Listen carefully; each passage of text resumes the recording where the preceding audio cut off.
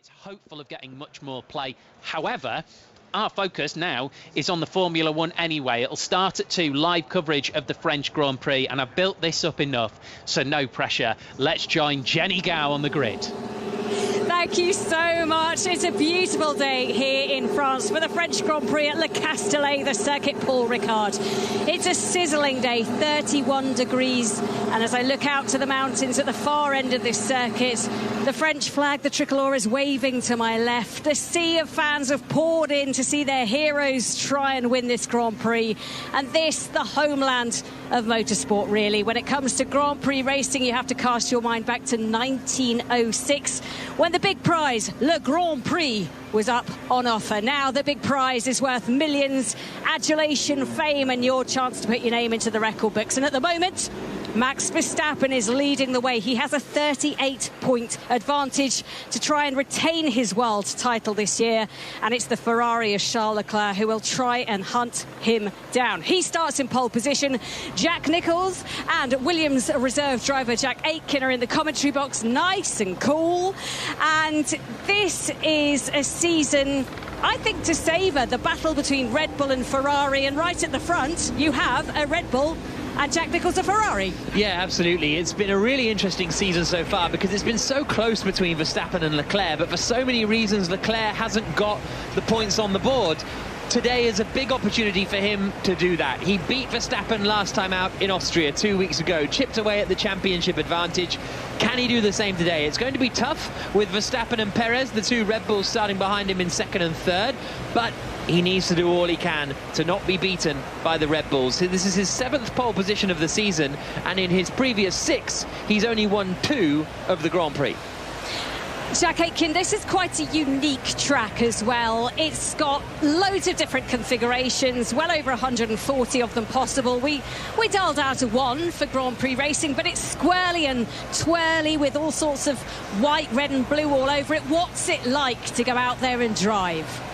Very patriotic, isn't it? The runoff areas here at Paul Ricard.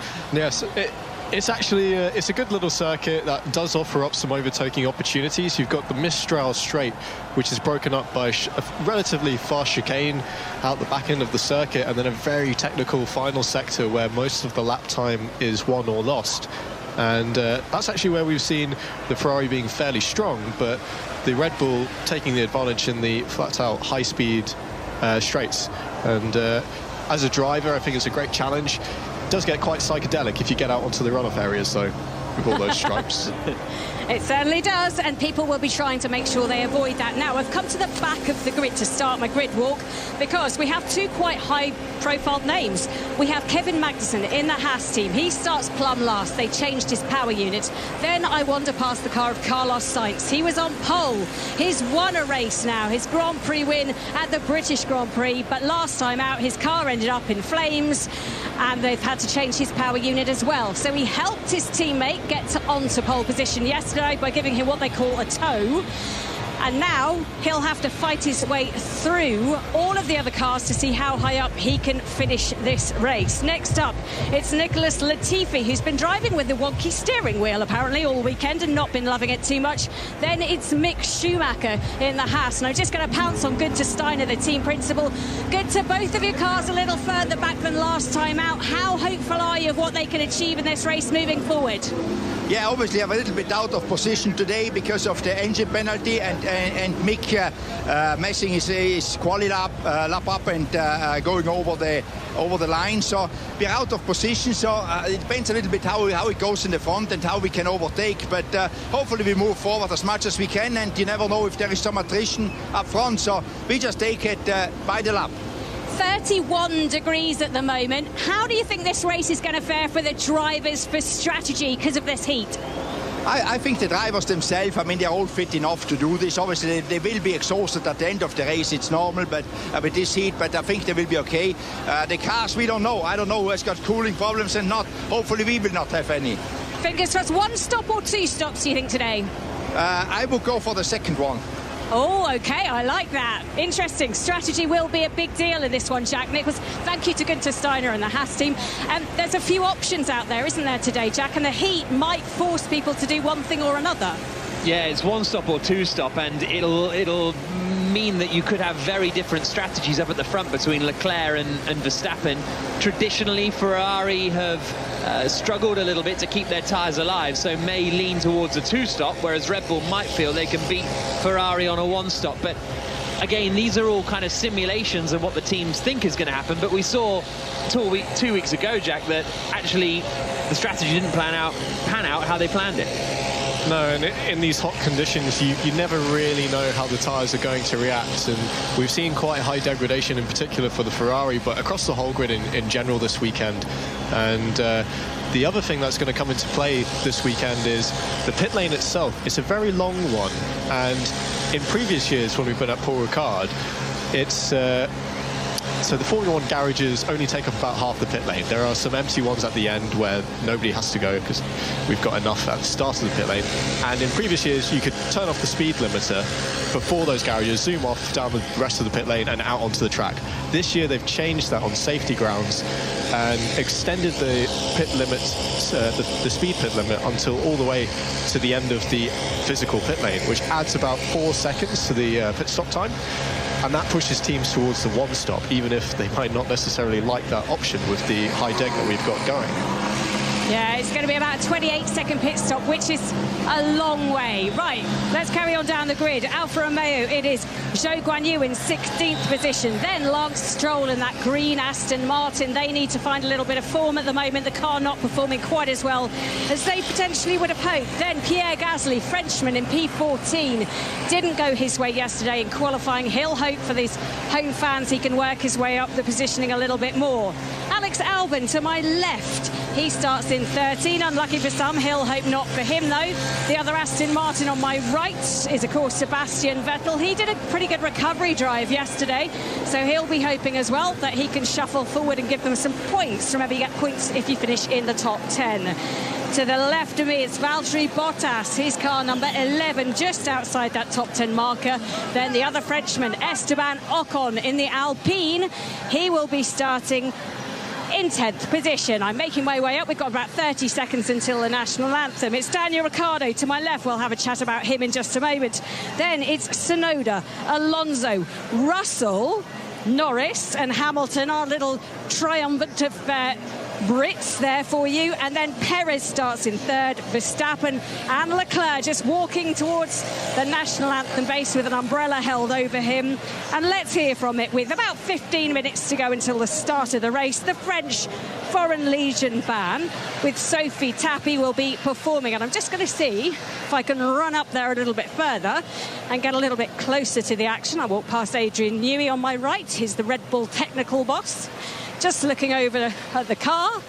And I'm going to make way up past all the drivers. I'm not going to be appreciating this, but we will. Here we go.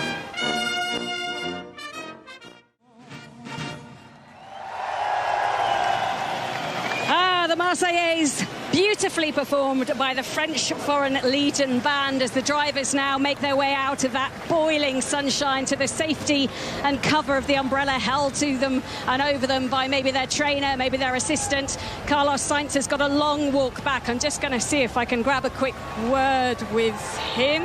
Oh, he's gone with somebody else. Let me just see if I can grab a word with anyone else. They make their way down these channels, either left or right, and you've just got to luck into who you find at the right time and who you might not. Jack Aitken, were you a fan of talking to people ahead of a race? Isn't it annoying? I've only had the pleasure of being on the F1 grid just the once, and it's significantly busier than the F2 grid, I can tell you. And I didn't really mind it. I was all for it. So, you know, it's different though, isn't it? Person to person. People like to get into their little routines. Sometimes the routine involves some chit-chat and just being relaxed before the race, in which case they probably don't mind. Other drivers, they like to get into their zone and want to be disturbed as little as possible. So it can be tricky, for sure. Well, I've massively failed on that front today, so I'm just going to manoeuvre my way round to the front of the grid and see who I can find, because I want to get some eyes on Charles Leclerc. His 16th pole. He drives the number 16 car, so it kind of feels like it's all going to come together. But Jack, he doesn't really start this race, even though he's on pole, as favourite. No, I think because of the sort of stats we spoke about earlier and the struggles Ferrari have in the races, Verstappen is kind of people's favourites going into this Grand Prix. So if Leclerc can win, it'll be mightily impressive and a really strong performance from the Monegasque driver. But I think a lot of people would prefer to be Verstappen if you gave them a choice. In the place they're starting this grid, and in the car they're starting it on. It's the car more than the driver, I think, that we are sort of backing in the Red Bull. I've just found Christian Horner. Let's see if he agrees. He's the team boss of Red Bull. It's got a bit loud, hasn't it? Oh, I tell you what, he's just going to go and say hello to one of the big bosses who's just literally turned up and stolen my thunder. I'm just going to wait to see if he's going to turn back around, because he's talking to Flavio Briatore, the enigmatic Italian who masterminded Fernando Alonso's career for so many years. But it looks like he has stolen away Christian Horner from me, most rudely. I'm just going to see if he's going to come back. This is always the awkward wait around. Maybe not going to happen today. I wonder what they're talking about.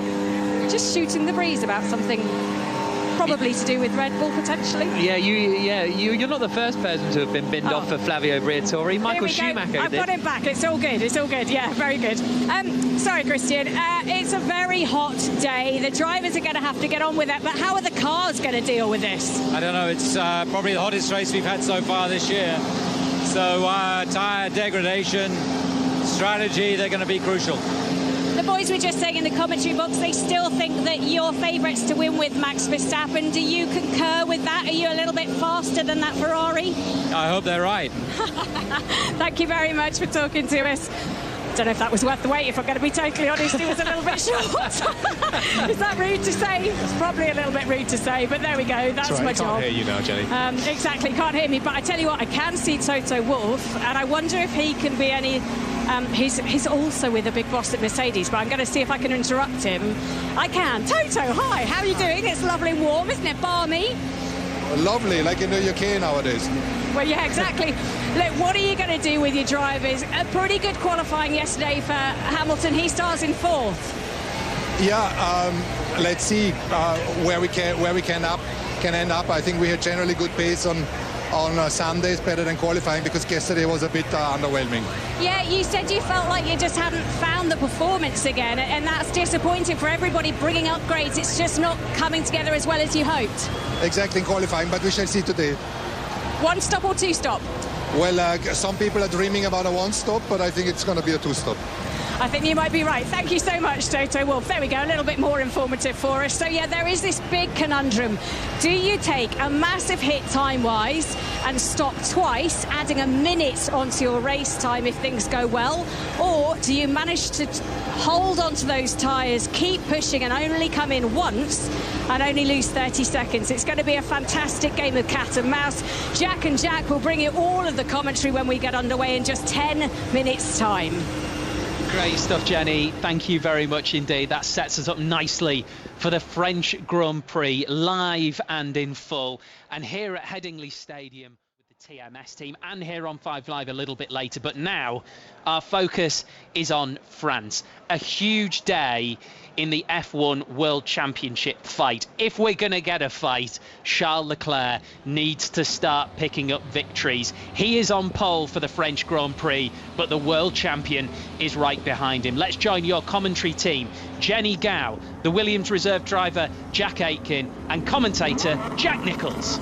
Thank you very much, Steve. A beautiful day in the south of France, about half an hour up the winding roads to the 400-metre high plateau on which the Circuit Paul Ricard sits. And Charles Leclerc is on pole position, having just pulled down his visor. All the mechanics have departed the grid, the tyre warmers are off, and there's just 20 cars lining up, ready to start their formation lap for this 53-lap race, which will take about an hour and a half. Leclerc on pole, Verstappen alongside him. It's 2 o'clock here on 5 Live, and this is the French Grand Prix.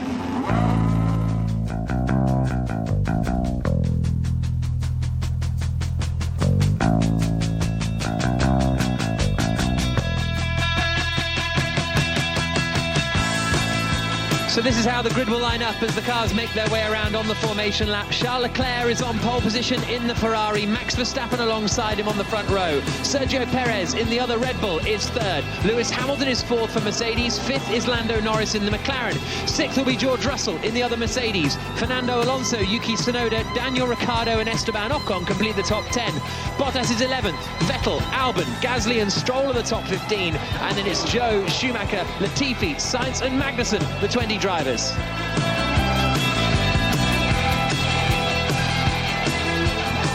So Charles Leclerc making his way around, and he is 38 points behind Max Verstappen in the championship, 25 points for a win. If Leclerc were to beat Verstappen today, he could trim that advantage from 38 down to 30 points with 10 races to go, and would be really getting into title contention after so many retirements and strategical problems this year, Leclerc. And that is part, Jack Aitken, of what plays into the feeling that it's going to be a long shot for him to win this Grand Prix, even though he's starting from pole. Yes, and even though he won the last race out in Austria, you do feel the momentum is with Max and Red Bull at this point in the season. So there's a long way to go, but they do need to really start chipping away at that gap. Max Verstappen is the sound you can hear just going down through the gears as he swings through the long right-hander. Huge grandstands full of French flags waving, supporting their two local drivers. Ocon starting in 10th and Pierre Gasly starting in 14th. Max Verstappen won this Grand Prix here last year with an overtake on Lewis Hamilton on the final lap of the race. Different strategies are going to come into play as well. Everybody bar Bottas, Gasly and Sainz, who is starting in 19th place, are starting on the medium compound of tyres. So at least at the beginning, there's not a huge difference in strategy. No, but we do have a bit of a difference in what tyres each driver has left available to them. You know, we spoke earlier this weekend about Charles Leclerc and Ferrari. They've only got one set of the hard tyre, which we think is going to be the preferred race tyre today. You can hear the cheers for Charles Leclerc, the Ferrari driver, as he pulls up onto the grid, Jenny Gow. Got a brilliant view of it as well. The tricolour, the French flag, waved by hundreds of people in the grandstand as Leclerc pulls into his grid slot. The two Red Bulls directly behind him. I have to say the atmosphere here at the French Grand Prix is something to wonder at. It's a beautiful day, hopefully for a beautiful race. Yeah, I have to say it's the first time Leclerc has come here in real title contention, and the south of France have really started to support him. Monegasque by birth, but of course not too far away from Monaco in Paul Ricard. Carlos Sainz in the Ferrari is going to be starting 19th on the grid, and he had to take engine penalties basically because he put a new engine in after his last one blew up in Austria. So that Ferrari is 19th. Third is the Red Bull of Sergio Perez. Second is Max Verstappen. Pole position is Charles Leclerc. Can Hamilton get involved in the fight in the early stages from fourth place? Kevin Magnussen in the Haas lines up in the final grid position, and the French Grand Prix is about to get underway. Leclerc is on pole, Verstappen is second. The lights go out, and it's a pretty decent start from Leclerc. Hamilton gets a good getaway as well. Leclerc is hugging the inside. Hamilton's got ahead of Perez, and he's going to try and get Max Verstappen down into the first corner. Verstappen looks to the outside, but Leclerc holds the lead. Verstappen is second, Hamilton is third, Perez is fourth, up into fifth is Fernando Alonso, Russell is sixth. The McLaren of Lando Norris has lost a couple of places. The other McLaren of Daniel Ricciardo is on the attack, but the crowd are on their feet because Charles Leclerc has managed to hold the lead of the Grand Prix. Can Max Verstappen challenge him later around the lap? The two McLarens are going side by side. Norris still just holding off Daniel Ricciardo. Yuki Tsunoda, I think, has lost a couple of places at the start. An unbelievable getaway from Fernando Alonso. He started the race down in 9th position, and he's already got himself up into 5th. Now, Verstappen is close to the back of Leclerc. They come into the chicane, halfway along the Mistral straight, then get on the power out the other side, and up the second half of the straight, and this is where he has an opportunity to get through. A spin for Yuki Tsunoda in the middle of the pack. The Japanese driver started 8th on the grid after impressive qualifying, but he's been spun around and is now down into last place. Leclerc holds the lead. Verstappen is second. Hamilton is in third. Alex Albon's trying to fight fight here with the Aston Martins, who've made good progress up the field, in particular Lance Stroll. Vettel is 10th, Stroll is 11th, so a lot of fighting has gone on in the mid-pack, and actually Carlos Sainz has only made up one place. He's only got ahead of Zhou, and he's fallen behind Kevin Magnussen, so not a good start for Sainz. Leclerc held the lead though, and Verstappen, right at the first corner, Jack Aitken, was under pressure from Hamilton. He got a good start, but Hamilton got an even better one. He's well known for getting a good launch off the line, and he challenged him but didn't want to risk it too much. He didn't want to dive in on the brakes when he had Charles Leclerc directly in front of him, taking crucial air and downforce off that front wing. So he just bided his time. The spin from Tsunoda looked like a clash with Gasly. No, sorry, not Gasly. Ocon in the other Alpine. They were fighting into turn 8, the chicane halfway down the Mistral straight, and just couldn't slow the car down in time with Tsunoda on his outside, and we're going to see a replay of it. He's nearly fully alongside actually as he goes into the braking zone, but just gets pinched to the curb a little bit, has a small snap of oversteer, and just clocks the rear left of Tsunoda's, tipping him into a spin straight away. So it is Charles Leclerc leading the Grand Prix. Max Verstappen in second, Lewis Hamilton is third. Verstappen is fairly close to the back of Leclerc. He's within a second. The DRS will open at the start of the third lap, so if Verstappen is still within a second of Leclerc, he'll have the aid of the drag reduction system and will be able to close in on the Ferrari driver. That is the sort of magic 1 second margin that Leclerc needs to try and break. The other Ferrari of Carlos Sainz has got up to 16th place, Jenny Gao. Yes, and interesting, the guys who started on a hard tyre, that was Gasly, Sainz and Bottas. The warm-up here much harder on those hard tyres. So the grip off the start line, difficult, but then their race should come into its own slightly further into their stint. So different strategy for those three. I tell you who's made a cracking start is Kevin Magnussen. He's gone from last up to 13th to make that 12th, because he's just got ahead of Alex Albon as they do battle around the long right-hander of Beausset. But across the line comes Leclerc, and he is 1.3 seconds ahead of Max Verstappen in second position. Hamilton is only about a second ahead of Perez, so he could be under pressure before too long. Alonso in fifth will be under pressure from the Mercedes of George Russell as well, but Leclerc at the moment is doing enough to keep ahead of Verstappen. Yeah, the gap looks a bit more than what we've traditionally seen from Verstappen when he's had the pace advantage. Usually he's quite happy to sit right on the tail of the guy that he's chasing, but he's outside of the DRS already. We're now getting a replay of that race start, fairly even from the front fours. Albon's right on the dirty part of the circuit, off the track to get past those in front of him, and Hamilton ducks out quite early from making a move on Verstappen, and the Alpine of Alonso makes a great move around the outside of turn 2 when he was pinched on the inside of turn 1. On board now with Hamilton. That was some iconic Alonso, that was, just picking his perfect spot down into the first and second corners. Hamilton, as you say, really quite cautious into the first turn. He knew his fight is not for the win today, but Charles Leclerc is in a fight for the win, and he does not have much of an advantage over Max Verstappen. They're coming through the long right-hander of Beausset, which then tightens into the left-hander at Bandor, and it is still Leclerc leading, but only 7/10 ahead of Max Verstappen. Jenny Gao. Yeah, you've got a bit of a problem when it comes to following cars here, because it leads your tyres to overheat. If they overheat, there's very little you can do to get them back, and these drivers are going to be managing their tyres. They don't want to burn them all up in one go. So Verstappen wants to overtake, so does Perez, but they're going to have to protect those tyres as well. Verstappen is within a second of Charles Leclerc, lap 4 of 53 in the French Grand Prix here on BBC Radio 5 Live, and it's those two fighting again. The top two in the championship. Verstappen is 38 points clear of Leclerc, but Leclerc is ahead of him on the racetrack. But for how much longer? This is going to be a really good opportunity for Verstappen on this lap.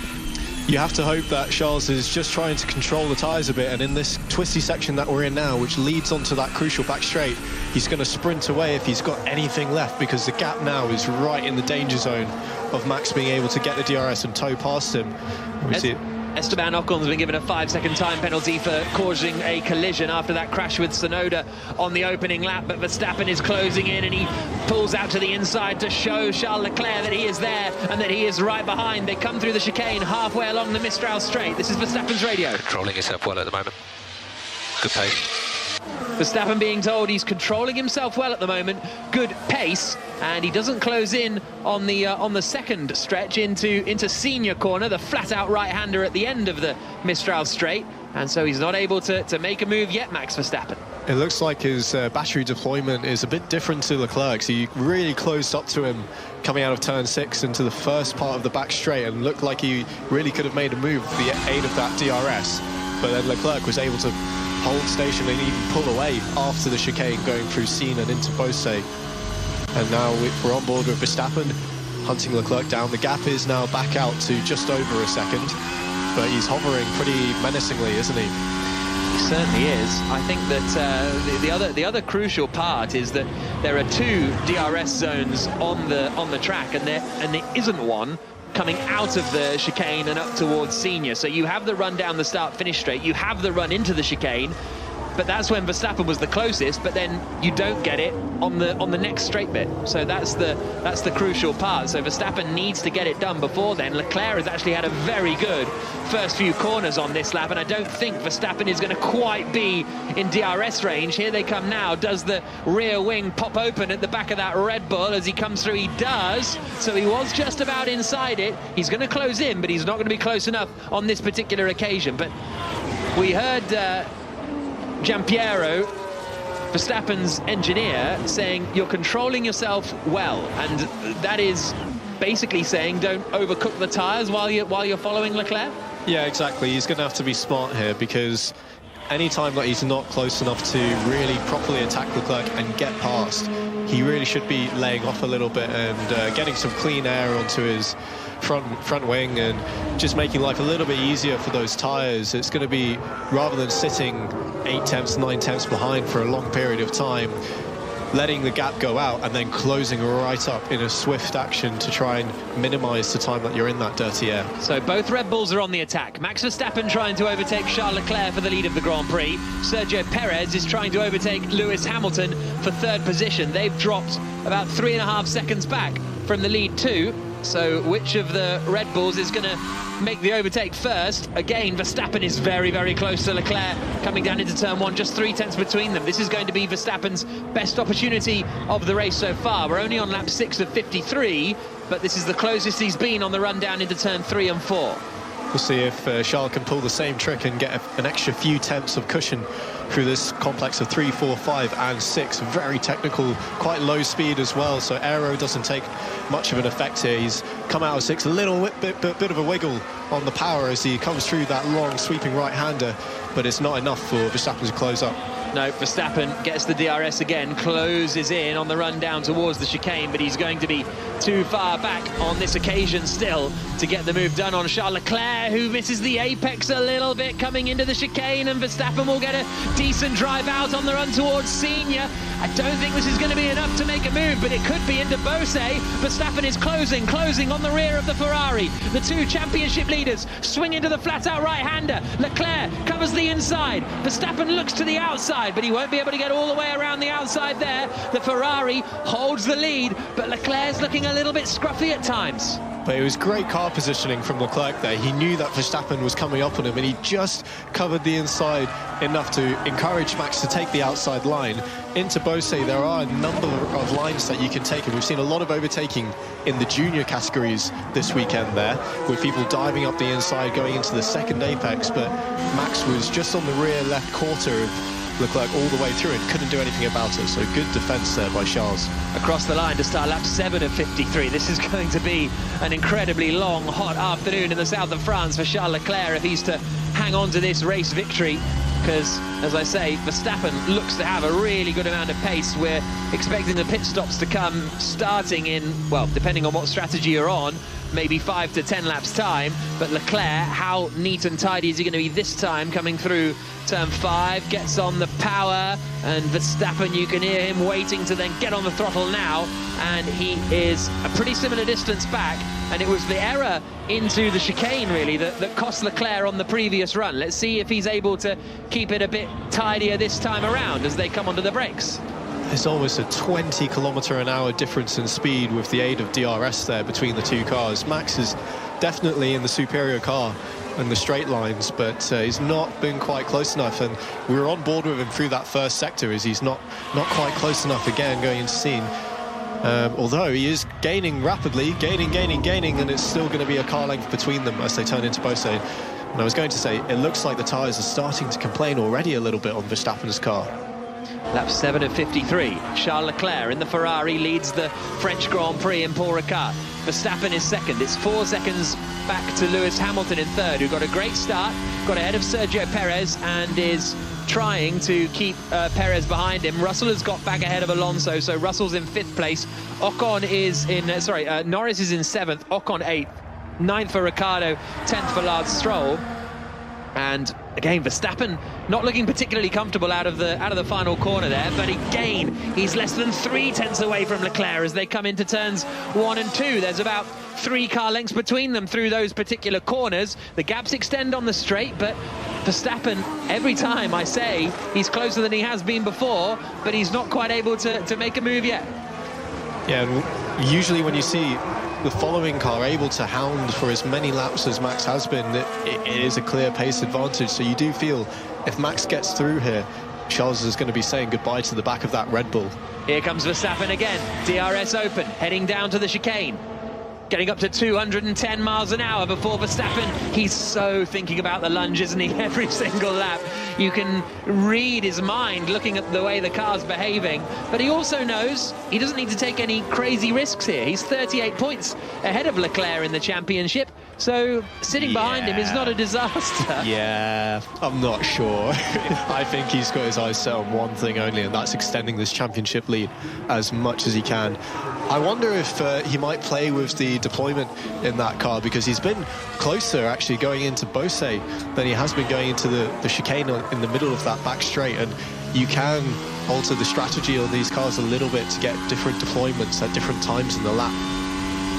Lap 8 of 53. Play has resumed at Headingley. We'll be checking in with Ellie shortly, but through the right-hander comes Max Verstappen at the final corner on the circuit. They come across the line to start lap 9 of 53, and Leclerc's lead is 7 tenths of a second this time across the line, and Verstappen is a little further back this time through. Leclerc doing well to handle the pressure so far. Hamilton is 3rd, Perez is 4th, Russell is 5th, Alonso is 6th. Jenny Gow. Yep, this is lap 9. We're expecting pit window to start opening around lap 13 for those doing 2 stops. On a 1 stop around lap 18, a reminder, it's 28 seconds for a pit stop if you get it perfect, a long one.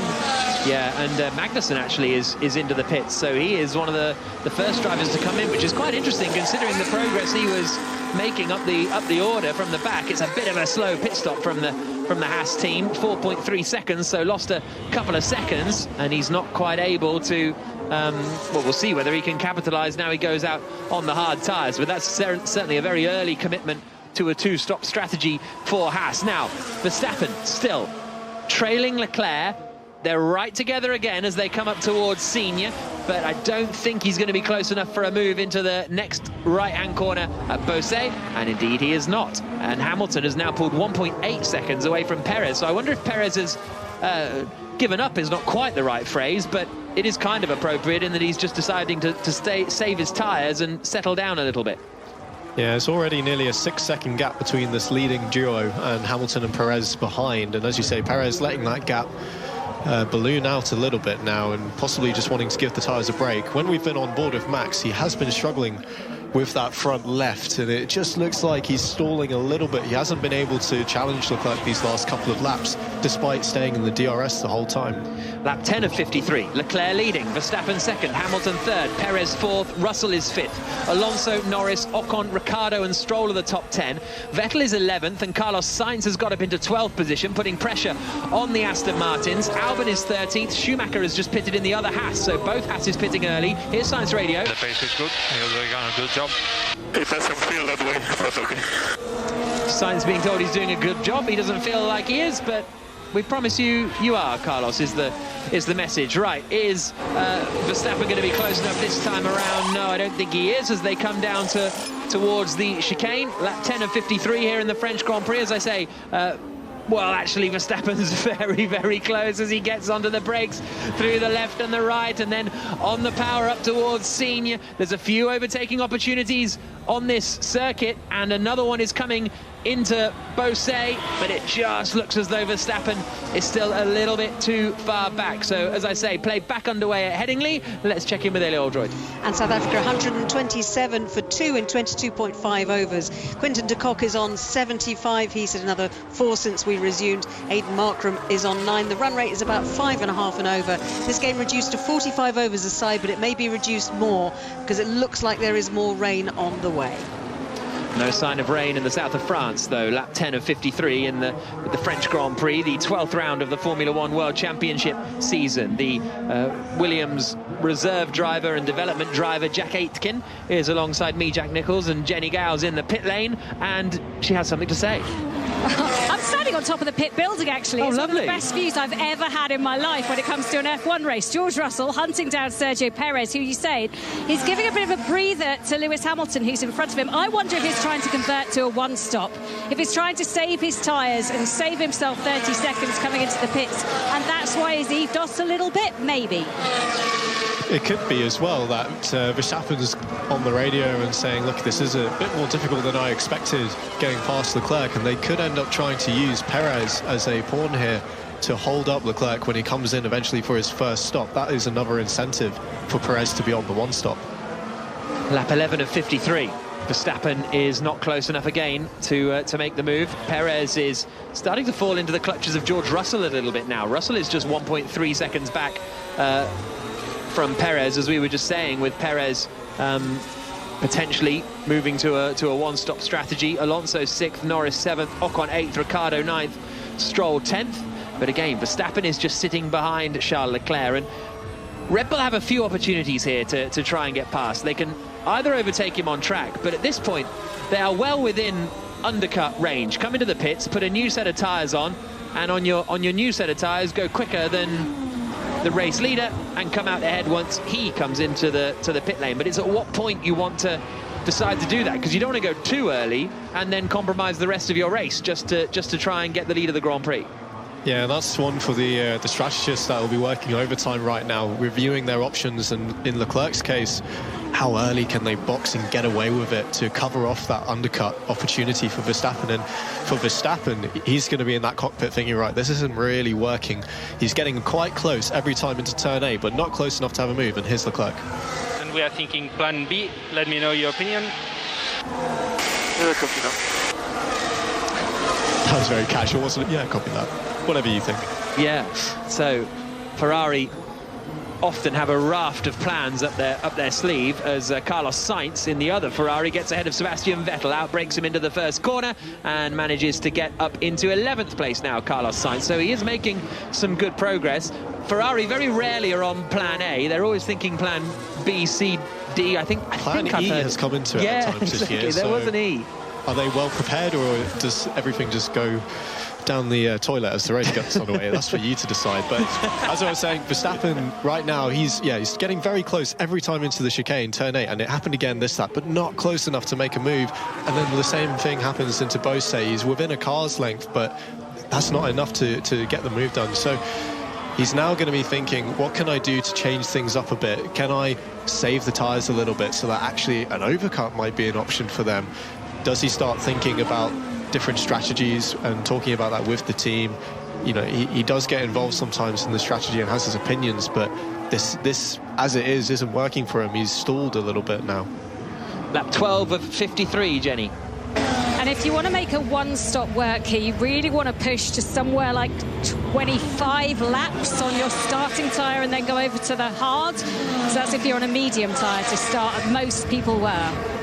Yeah, exactly. Half race distance approximately is what you're looking at trying to get to if you're doing the one stop. And we're on lap 13 of 53 at the moment. Verstappen has just dropped out of the 1 second window of Leclerc, that 1 second DRS phase, and I think that he won't have DRS now coming down the back straight. So that's the first time in the Grand Prix that Verstappen has dropped that far back from Leclerc. So maybe, as Jack Aitken was saying, they're now going to just be a little conservative for a few laps, Red Bull, and look after their tyres, because these teams are not only looking at their own tyres either, they're trying to work out what state Ferrari are in as well. Yeah, each team has a photographer that is taking very, very detailed pictures of the car's tyres as they're out on track right now and getting them emailed to the engineers on the pit wall and saying, look, Leclerc's got a bit of graining, or look at Alonso's Alpine, he's got blisters on the inside shoulder. So they actually know quite a lot, as we see Sainz getting past the second Aston of Stroll into turn 8. He does lock up, but just keeps it within the white lines. And Stroll's right on the back of him as they come out of the chicane, but I don't think he's going to be able to get past, so that's a good move. Yep, so Sainz now up into 10th position as he continues to make progress. His next target is going to be Daniel Ricciardo in 9th place in the McLaren. Started 19th. Carlos Sainz are now up into 10th spot, so not a bad run at all. Across the line comes Max Verstappen, and again did an identical lap time to Charles Leclerc. Well, actually, no, that's the lap before, so we'll see whether he is able to keep that gap up, because he's a little bit further back this time than he has been previously. Lap 14 of 53, and the Ferrari driver, Charles Leclerc, continues to lead the French Grand Prix ahead of Max Verstappen, and if it finished like this, the gap would come from 30 points in Verstappen's favour at the top of the championship down to 30 points, and the gap is now 1.3 seconds, so Leclerc has managed to resist those initial first 12 laps or so of pressure. It does feel like round one is kind of over and has gone in the favour of Charles, doesn't it? And we're going to have to wait until the first round of pit stops now to see round two, because that's going to be the next opportunity for Red Bull and Verstappen. But attention sort of switching now to seeing how quickly Sainz can get up the order, what impression he can make on the other tyre, the hard tyre. He's still down in 10th. He's 1.5 seconds behind the McLaren of Ricciardo, and then it's sort of spotty gaps all the way up to the top 5 of 3 or 4 seconds each way. Yeah, and the information that Sainz will be getting on this hard tyre will be quite useful for Ferrari, because they'll be putting Leclerc on that hard tyre at some point over the course of the Grand Prix. And okay, when Sainz started this race, he would have had a full tank of fuel, which would have made the car a lot heavier, and he's been driving in traffic, but the general characteristics, there is something that they can learn on that, Jenny. Yeah, they're certainly going to be careful going out on their first lap. As we said at the beginning, these hard tyres take a while to get up to speed, to really warm up and be able to adhere to the track. So that first lap out is a little bit like being on ice, even though we're in the scorching hot temperatures. So they are going to have to be careful, but they're also going to have to push. And that will, marginally speaking, neutralise the undercut a little bit. Not completely, but if the hard tyres are struggling to get it to temperature, then it's harder. The undercut is not quite as effective. There's quite a big sort of ribbon of wear on the front right of Charles Leclerc's front right tyre there. They won't be too concerned with that, as the front right doesn't work as hard as the front left on this track, being a clockwise circuit, and that's likely going to be a bit of pickup. Might have had a bit of a lock-up somewhere that's prompted that, but the front left, by contrast, didn't look too bad, looked fairly clean, so I think he's done an all-right job of taking care of those tyres whilst also fending off the Red Bull of Verstappen. The gap is now up to 1.6 seconds. Leclerc ahead of Verstappen. Lewis Hamilton still running well in 3rd position. He's now 3 seconds clear of Sergio Perez, so having a pretty solid run, this Hamilton. And it is Perez in 4th place in the other Red Bull. George Russell in the other Mercedes is in 5th position. Fernando Alonso is 6th in the Alpine. 7th is Lando Norris in the McLaren. 8th is Esteban Ocon in the other Alpine. 9th is Daniel Ricciardo in the other McLaren. And the other Ferrari of Carlos Sainz is running in 10th position. He's on the hard tyre, so he'll be going a lot longer into this race before making his pit stop than the leaders. The gap now up to 2 seconds then between Charles Leclerc in the lead of the Grand Prix and Max Verstappen in 2nd spot. It is Charles Leclerc, though, who is continuing to lead. His teammate Carlos Sainz trying to close in on Daniel Ricciardo. Fernando Alonso is able to keep quite well clear of Lando Norris as well.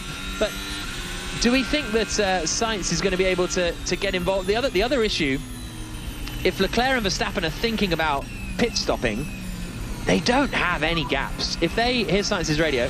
We prefer plan B for Bravo. We prefer plan B for Bravo. So Sainz wants plan B as well, or the team wants Sainz to do plan B as well. But 27, 28 seconds in the pits would bring you out in 15th or 16th position. Pierre Gasly 15th, Valtteri Bottas 16th. So there isn't any room at the moment for Leclerc and Verstappen to make their pit stops and not come out in traffic. So they kind of can't do the undercut yet, either of them. No, not without a big risk of coming out in traffic and, as you say, getting held up and completely ruining the whole point of stopping that early anyway. So they're going to have to wait. It usually is a bit of a domino effect. As soon as the cars at the back start to box, those spaces open up and everybody starts to box further up the order. In the meantime, Perez is continuing to drop back a little bit from Hamilton. It's now up to 3.2 or 3.3 seconds.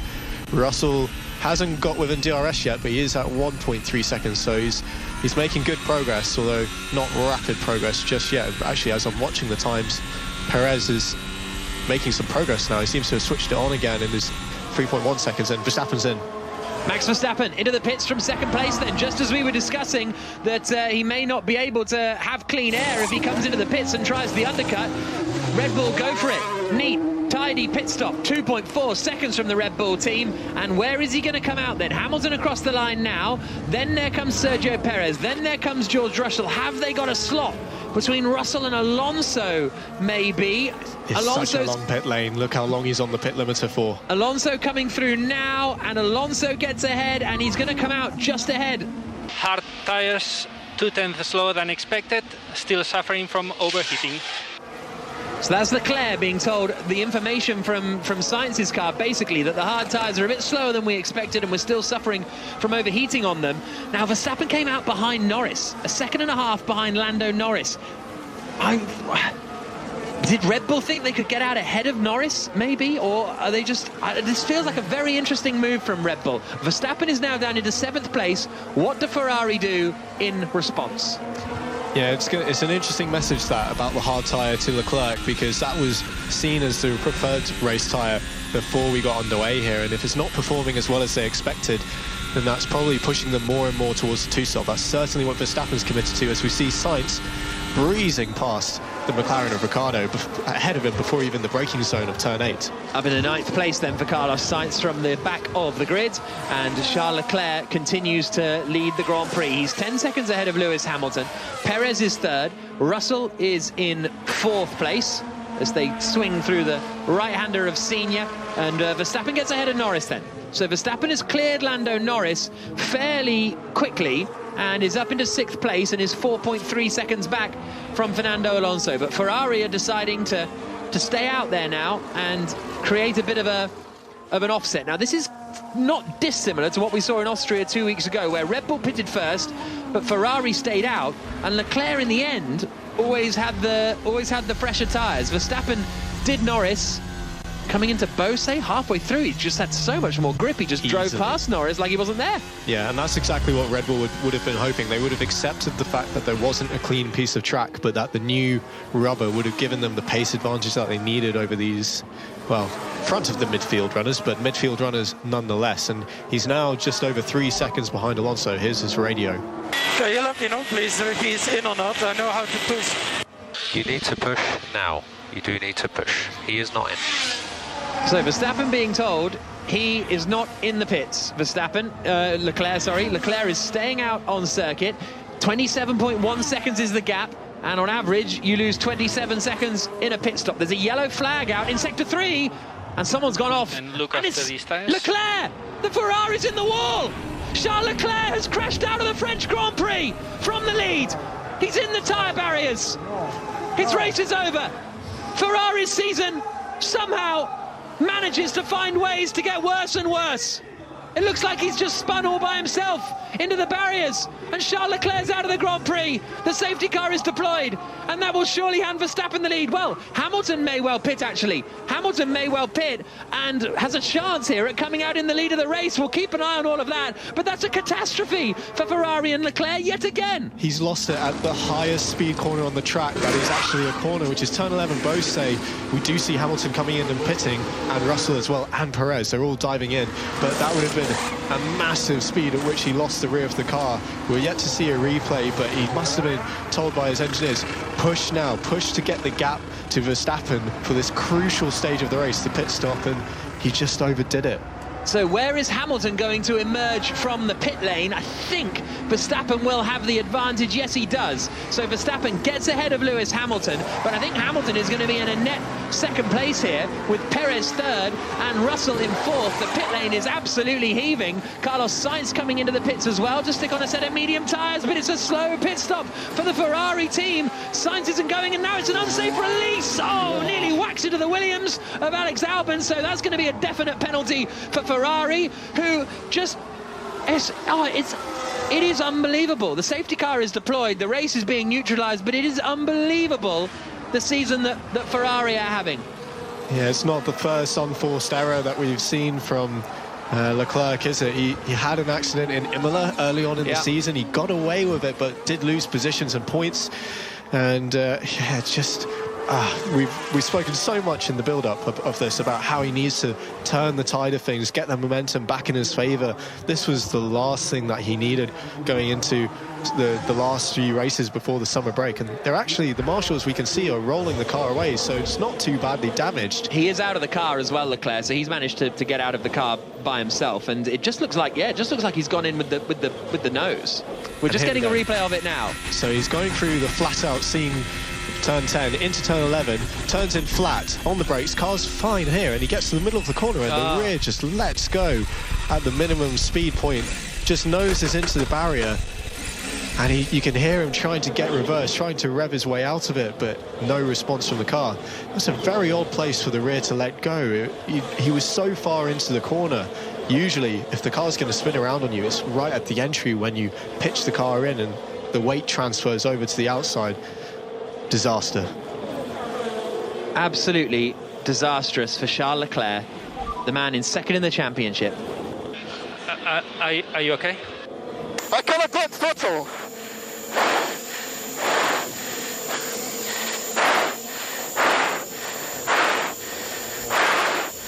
Now it's 0%.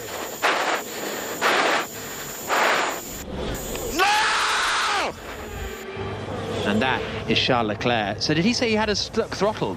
Did he say? He said, I can't go on throttle. And I think he was trying to get the reverse gear, because he probably knew that even if he had to change the nose, he could have kept going. And that was the desperation in his voice. I can't get the throttle.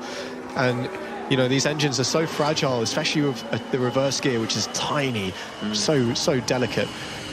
Pulling the reverse gear and actually getting the car to back out is not an easy task. And a lot of the time, if the car isn't happy, it just won't let you. It, full stop, will not let you take reverse. Well, another remarkable turn in this Formula One World Championship season. Well, not really a turn, just the same direction it always keeps going, i.e. downwards for Ferrari and for Charles Leclerc. Safety car coming in at the end of this lap, so let's get an update at Headingley. Ellie. I'm afraid it's raining here again, Jack. It's actually pouring down. It looks very, very gloomy overhead as well. 159 for 2, South Africa, with Quinton de Kock on 92 and Aidan Markram on 24. We've had 27.4 overs. This has already been reduced to 45 overs aside, but we could be in for quite a long spell of bad weather by the look of it. 159 for 2, South Africa. Thank you very much, Ellie. Here in the French Grand Prix, the safety car will be coming in at the end of this lap, and Max Verstappen is the driver who is leading the race. Lewis Hamilton is second for Mercedes. Sergio Perez is third for Red Bull. Fourth is George Russell in the Mercedes. Fifth is Fernando Alonso in the Alpine. Sixth is Lando Norris. Seventh, Ricciardo. Eighth, Sainz. Ninth, Ocon. 10th, Lance Stroll. Albon, Gasly, Vettel, Bottas, Latifi, the top 15. Joe, Magnussen and Schumacher, the 18 drivers. So Haas have ended up at the back again after making such good progress. Verstappen is about to get this restart underway, so we will discuss more about that spin for Charles Leclerc. Verstappen asked on the radio if Charles was okay, and the team said yes, he got out the car totally fine and is on the back of a scooter as we speak on his way back to the paddock. But what a disaster for Ferrari. Let's just watch Verstappen get this race back underway then. Everybody is basically on a new set of hard tyres, bar Sainz and Gasly, who are on a new set of medium tyres in 8th and 12th positions. Lap 20 of 53, approaching half race distance.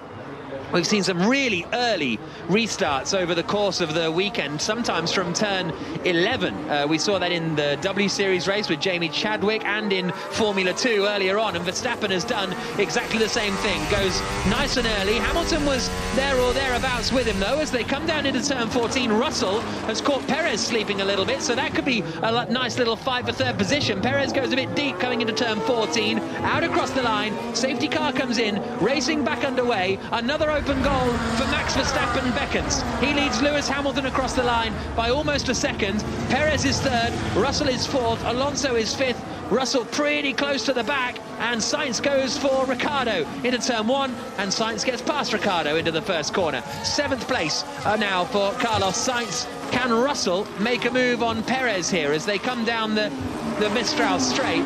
But it is Verstappen who's managed to hold the lead of the Grand Prix. So Hamilton second, Perez third, Russell fourth, Alonso fifth. But that, well, we'll just watch them up the Mistral before we talk about Leclerc again, because Sainz, all of a sudden, his teammate at Ferrari, is right on the back of Lando Norris now. So that's going to be the next driver that Sainz will try and dispatch. That is his former teammate at McLaren. Sainz goes to the inside, and he's now up into 6th position. He's got a shot here at the podium potentially. Carlos Sainz running in 6th place.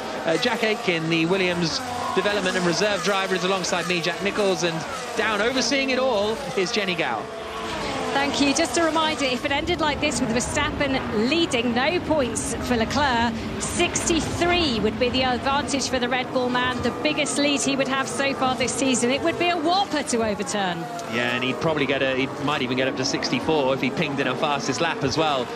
I mean, just unbelievable. I've but barely ever heard a racing driver quite that distraught on the radio. It was quite something. Well, he knows what it means. Yeah. He knows what it's costing him. You know, that 63 points deficit that we're talking about is huge. You know, it's changing the complexion of the championship as if it wasn't bad enough already for Ferrari, and it was his own mistake, and that's the worst. Seeing Carlos Sainz here probing at the back of Alonso. He's making very quick progress through these cars now after his slow pit stop, which kind of nullified what should have been a big plus for him, coming in from and getting rid of those hard tyres, which don't seem to be performing as well as teams expected. So he's all over the back of Alonso now. He's just going to wait for the back straight, and we're getting some images now of Charles Leclerc walking into the paddock, head down, helmet on, visor very much shut. I do feel for him. Yeah, mistake for Charles Leclerc. Here comes Sainz now to get past Fernando Alonso into the chicane. The compatriots side by side, and Sainz gets ahead and up now into 5th position. His next target is going to be George Russell. He's on the medium tyres in this stage of the Grand Prix, Carlos Sainz, so he's on the quicker tyre than all of those around him, but it may run out of life a little bit before everybody else who's on the hard tyre. And this is the swing we were talking about. We were talking about it with Steve Crossman earlier on today, because if it had finished how it was, Leclerc would be 30 points behind Verstappen. Crashing out, if Verstappen wins, the advantage more than doubles to what it should have been. There's a yellow flag in the 3rd sector. You can hear the crowd have just reacted to something, and it's Schumacher. Mick Schumacher has had some kind of spin, so it wasn't particularly quite as dramatic as when the yellow flags came out earlier and it was Leclerc in the wall. Schumacher gets going again, so he was running down towards the tail of the order anyway. I think he might have tangled with Joe, and they were in 17th and 18th places, and I think Joe might be in his way into the pits. So Joe and Schumacher have had a tangle. Front wing missing from Joe's car. Schumacher was facing the wrong way. You don't need to be a super sleuth to figure out what has happened in that one. But yeah, the advantage for Verstappen almost doubling with that one mistake. Yeah, I feel robbed, actually. Not just this afternoon, but it's just turned the championship battle into a far bigger challenge for Leclerc. And unless Ferrari can come out with some serious upgrades to that car over the course of the next month or so, I think, it's a bit dramatic to be saying that the championship has just been decided, but I don't think we can understate how big a blow that is for him. No, it's certainly an absolutely pivotal moment in the season. We're just finding out what happened with Joe and Schumacher. They were going side by side through the long right-hander of Bose, and Joe got out of shape and corrected it and whacked into Schumacher. So An unfortunate one there. Joe's doing, and I wouldn't be surprised if he gets pinged a 5-seconder, or maybe even a 10-second penalty for causing that collision. Yeah, he just understeered into that second apex where he was trying to cut underneath the Haas of Schumacher, which is a move we've seen many do this weekend, and we've also seen almost exactly that accident play out in some of the junior categories. And unfortunately, you would say that's a little bit of the inexperience showing for Joe. They didn't quite expect the corner to tighten up as much as it did, and just clip the rear of Schumacher. But both continuing, both still in the race at least. So Verstappen leading the Grand Prix, 2.6 seconds ahead of Lewis Hamilton. And then it is less than a second from Hamilton back to Perez and from Perez back to Russell. So this fight over second place is going to be a lot of fun in the second half of this Grand Prix. Sainz has now been given a 5-second time penalty for an unsafe release, which is pretty much a slam dunk from earlier on. But yeah, we are expecting Hamilton and Russell are both really fighting the Mercedes. Hamilton locked up into the final corner. Russell was correcting it and trying to hold slides coming out of turn 6. But the second half of this race, Jenny, is going to be interesting, especially in this battle for second. They're all on the hard tyre at the moment. Well, exactly. Sainz has, a 5-second time penalty. He may well have to come in and pit, but maybe everybody has to come in and pit anyway. Sainz is the only one with a real free choice of tyres when he comes in. He had 2 mediums and 2 hards when he started this race available to him. Verstappen has 2 hards, 1 medium coming into this. He's used his hard, that's on the tyre now. He's used his medium, so he only has another hard to go to, which we've already heard isn't working as well as people would like. So there's going to be a real conundrum as to what people do and how they make the most of it coming forward. But it's like last year all over again, isn't it? This is Red Bull versus Mercedes. Who would have thought that? Yeah, absolutely. Just seen a couple of... I couldn't quite work out what the delay was initially for Carlos Sainz, but then when they did release him into the path of Albon, honestly, that was a really, really unsafe release. Sometimes unsafe releases are a bit close. That was if Albon hadn't been quite so sharp, that would have been a bit nasty. The delay was almost twofold from what I could see. It was a slow stop in the sense that there was a delay on the rear left corner. And then when they eventually resolved that and lifted the lollipop to give him the signal to go, at which point it was probably still a safe release, he was still up on the rear jack. So he let the clutch out and the rear wheels just started spinning in the air. And of course had to let him down, try again. And at that point, Albon was steaming through and had to fully lock up on both front wheels to avoid a collision. Lap 25 of 53. Verstappen leading the Grand Prix, 2.8 seconds ahead of Hamilton, and should be fairly comfortable now for the remainder of the race. But Hamilton, who has not finished higher than 3rd so far this season, he has 4 third-place finishes, is suddenly running in 2nd spot. But Sergio Perez is right behind him by a second. But Perez spent the first, 10 laps of this Grand Prix trying to pass Lewis Hamilton and couldn't. And we're at the halfway point now. There's a real chance here that Hamilton could hold on to this 2nd position. And Russell's running in 4th as well. Here's Sainz on the radio. Unfortunately, we have a 5-second stop and go penalty. We're serving at the next pit stop. It's not stop and go. It's 5-second penalty. Yeah, sorry, 5-second penalty. It's just stuff like that where anyway, you don't want to hate on Ferrari too much, but it's not a 5-second stop and go penalty, you know? And they tell Sainz that, and Sainz is like, no, guys, it isn't. And they're like, oh yeah, you know what we meant. You've got to be crystal clear in these situations. But anyway, Sainz is at least looking rather quick. He's about to join this battle between the 2 Mercedes and Perez. He's only 1.1 seconds away. I am quicker than these guys, you know? Yeah, we are quicker. We are in the race. Sainz saying I'm quicker, so let's do it. And he'll reckon he can clear, I mean, maybe all of them potentially, and then pull 5 seconds and then not lose any ground. Ultimately is the kind of theory. He will serve that time penalty in the pit stop, so he will come into the pits and then they'll have to wait 5 seconds before they can change his tyres, and then, as it's Ferrari, wait 5 seconds probably before they let him out again. But nevertheless, that's a bit too flippant of me. I do apologise. Don't be mean, Jack. Yeah, I know, that was unnecessary. As it is. Yeah, exactly. I think what I say on 5 Live is the least of Ferrari's concerns this afternoon. Lap 26 of 53 in the French Grand Prix. Charles Leclerc, who started from pole position, has crashed out of the lead of the race. That means of his 7 pole positions this year, he's only been able to win 2 of them. And in fact, of his 16 career pole positions, he's only able to win 5 of them. It's a remarkable strike rate, really, for poles to wins, and the wrong way around from what he would like. I do think it's more of a reflection of his ability in qualifying rather than any lack of ability in the race. Agreed. But yeah, and the car that's underneath him as well. Of course, but it's not a statistic that you want associated with you. So that's a shame. So Zhao getting a 5-second penalty for that clash with Schumacher in the end, which we all think is justified, I think. Sainz now really closing up onto the back of Russell and going into turn 1. He's poked his nose out, but no serious attempt at a move just yet. He's going to line him up going onto the back straight where the Ferrari has looked quite quick, and the Mercedes doesn't look to have the same straight line advantage that the Red Bull does. And he's staying nice and close through turn 3 into turn 4. The very, very slow right-hander of turn 5. Still about half a second back, and it's all about getting a good exit here, good traction.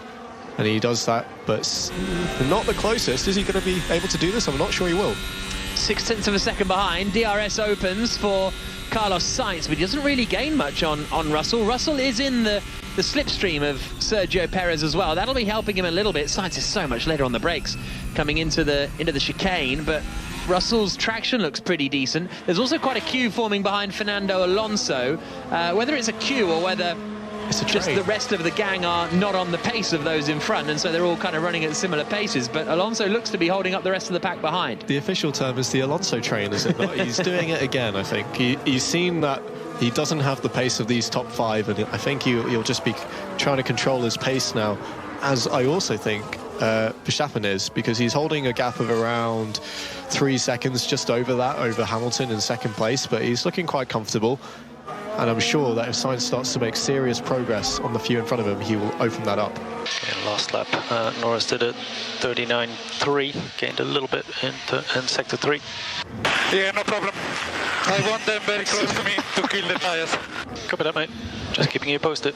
Okay, so Alonso saying, I want to keep them close to me so that they kill their tyres. That's El Plan this afternoon. Lap 28 of 53. We were talking about Leclerc's pole ratio earlier on. Just 2 wins from 7 poles this season. The pole ratio, the pole to win ratio you want is that of Jack Aitken in Formula 2. Oh, do tell me. 0 poles, 4 wins, right? That's not what I was hoping for. You had a front row start once, I think. Yeah, that's right. I didn't manage to secure a pole. Thanks for reminding me. It wasn't meant to be a criticism. That's great. That's the way round. You got all the points. Yeah, it's very true. The points are in the race. When it mattered. Mr. Sunday. Mr. Sunday. Anyway, moving on swiftly. We're not here to talk about me. No, but if you want to watch Jack Aitken race, you can next weekend at the Spa 24 Hours. Oh, well, thank you. No worries. Jenny Gow. Yes, I was just thinking about Charles Leclerc. Everybody's gone to Ferrari just to get a glimpse of him now that he's out of the race. There is a helicopter I saw coming in this morning whilst I was queuing to get to the circuit that goes from here directly to Monaco. If I was Charles Leclerc, and I know it's against the rules, I'd be getting on that helicopter and not coming to speak to the world's media right now. Yeah, well, come on. Yeah. I think, personally, as a driver, when you're in those situations, yeah, it's the last thing you want to do.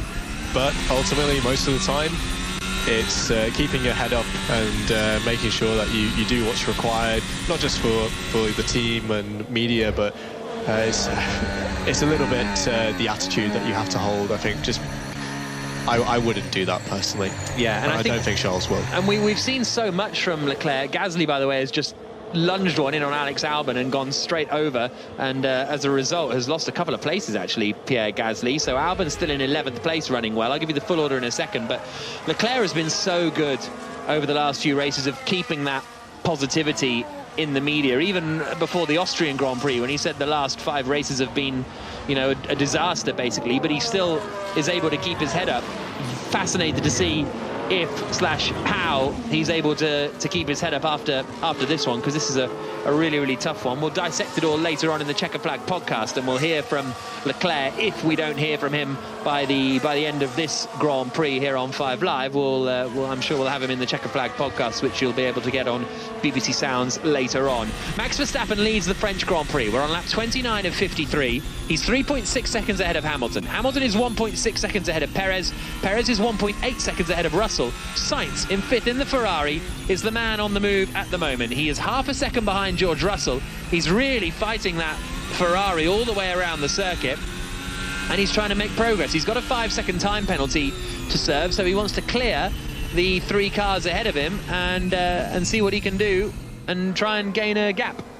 Yeah, he's having a little bit more trouble than I expected in getting past Russell. He's now well and truly in the DRS of Russell has been for a few laps, but he's having the same issue that Verstappen had earlier on with Leclerc, that he gets quite close into the chicane and into Beausset turn 11, but he's not been close enough to actually stick one up the inside yet. So it's his pace advantage doesn't seem to be as strong as I thought. But the gap back to Alonso is nearly 10 seconds. So these top 5, they can squabble amongst themselves as much as they like, and there isn't really any threat from behind.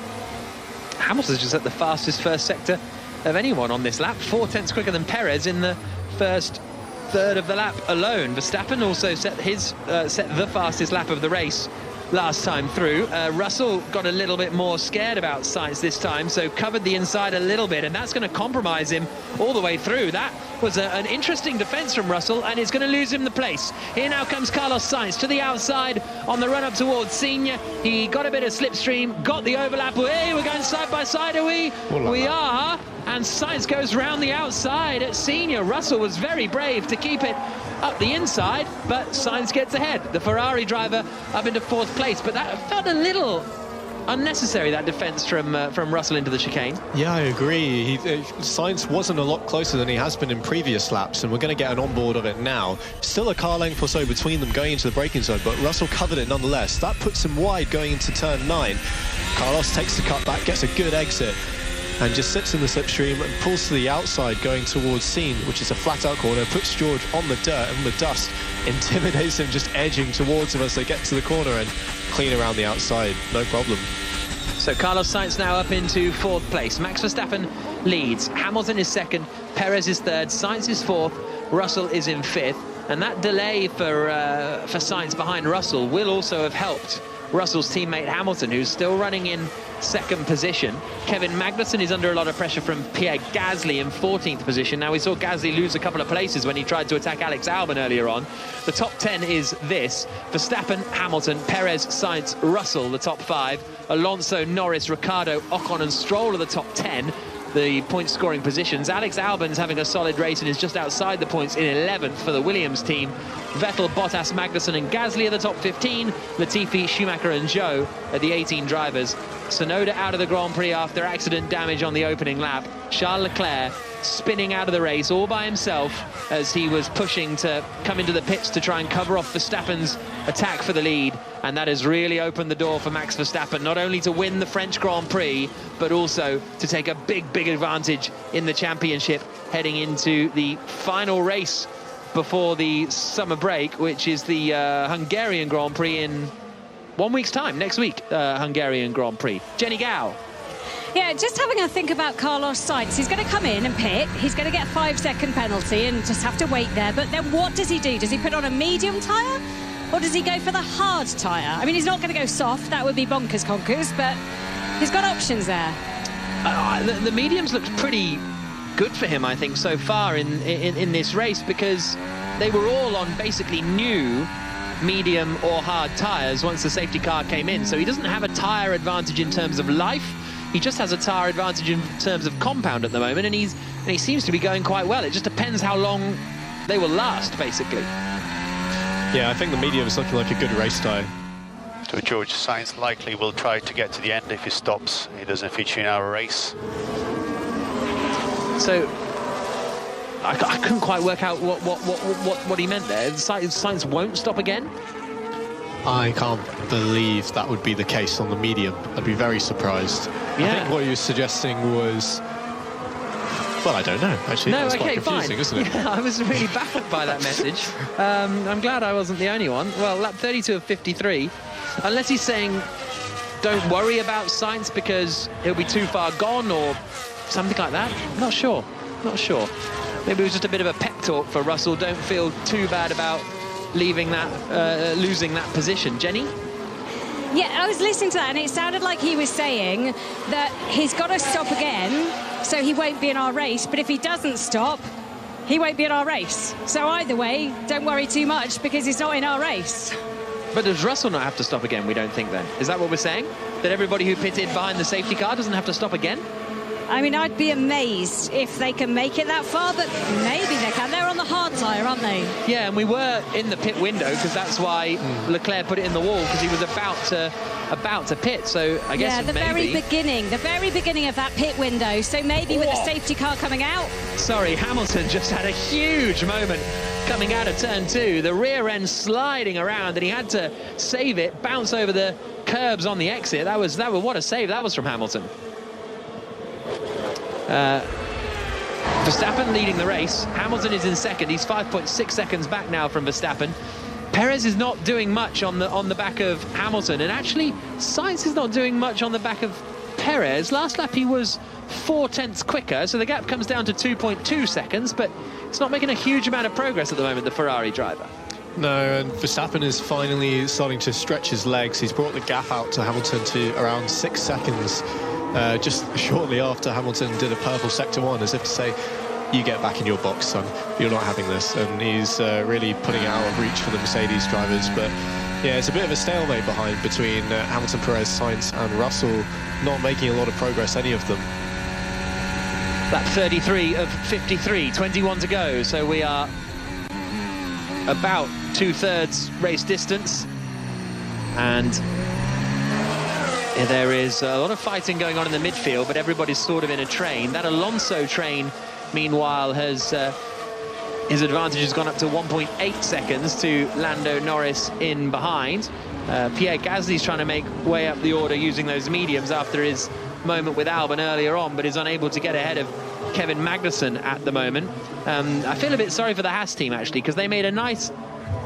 Well, I don't know if it would have been nice, but an aggressive early move to come into the pits and try and undercut their rivals. But that was just before Leclerc put it in the barriers. So they were going nice and aggressive, having started towards the back.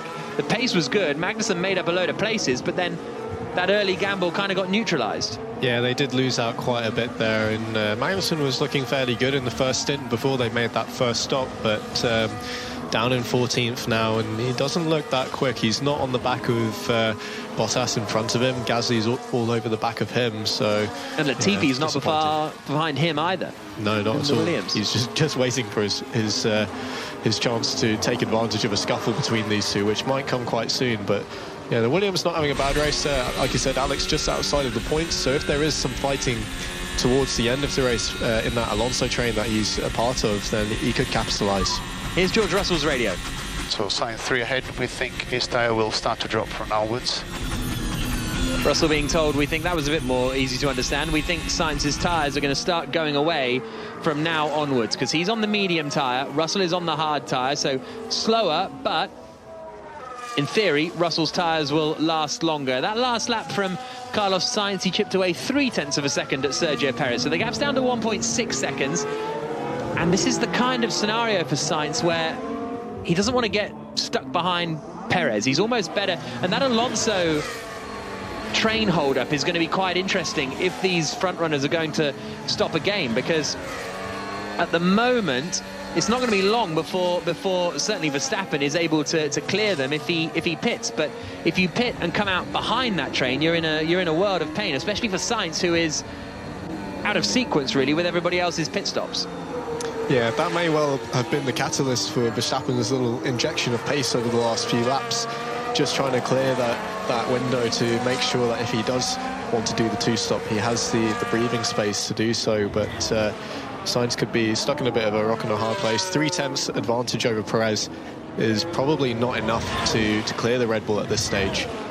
Esteban Ocon is very close to the back of Daniel Ricciardo, just half a second between them as they fight over 9th and 8th positions. The top 4 remain Verstappen, Hamilton, Perez, Sainz. Top 5 includes Russell. Then it's Alonso, Norris, Ricciardo, Ocon and Stroll, the top 10. Ocon has DRS at the moment to try and get Daniel Ricciardo coming down into the chicane. Ricciardo covers it off nice and early. Ocon later in the brakes, and he might be able to do the Sainz manoeuvre here. Gets on the power, not quite as cleanly as Sainz managed. Ocon in the blue Alpine chasing the orange McLaren.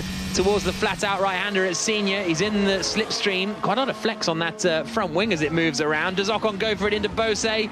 He does not, because Ricciardo manages to cover the inside. Mistake from Ocon. Just gets a little bit out of shape, and that drops him a little bit further back from Ricciardo, so he'll have to do the attack all over again. Yeah, he was thinking about trying to do the cutback on Ricciardo through the first part of Beausset, because he was quite close through the braking. Started on the outside and then wanted to cross over to take the inside line for the second apex of that very long right-hander, but as he got into the dirty air and crossed the rear of the gearbox of Ricciardo's car, he lost all of the load from his Alpine and just had a little bit of a wiggle, which sent him all the way back to the outside. So no dice, but he was certainly close enough to be having a look, and he's staying close to him now. Good fight in the midfield here, Jenny. Yeah, it's brilliant. This is the battle for fourth in the championship as well. McLaren versus Alpine. Stroll, Team Radio. And Lance, we need to be careful with the chin. Yes, leave me alone.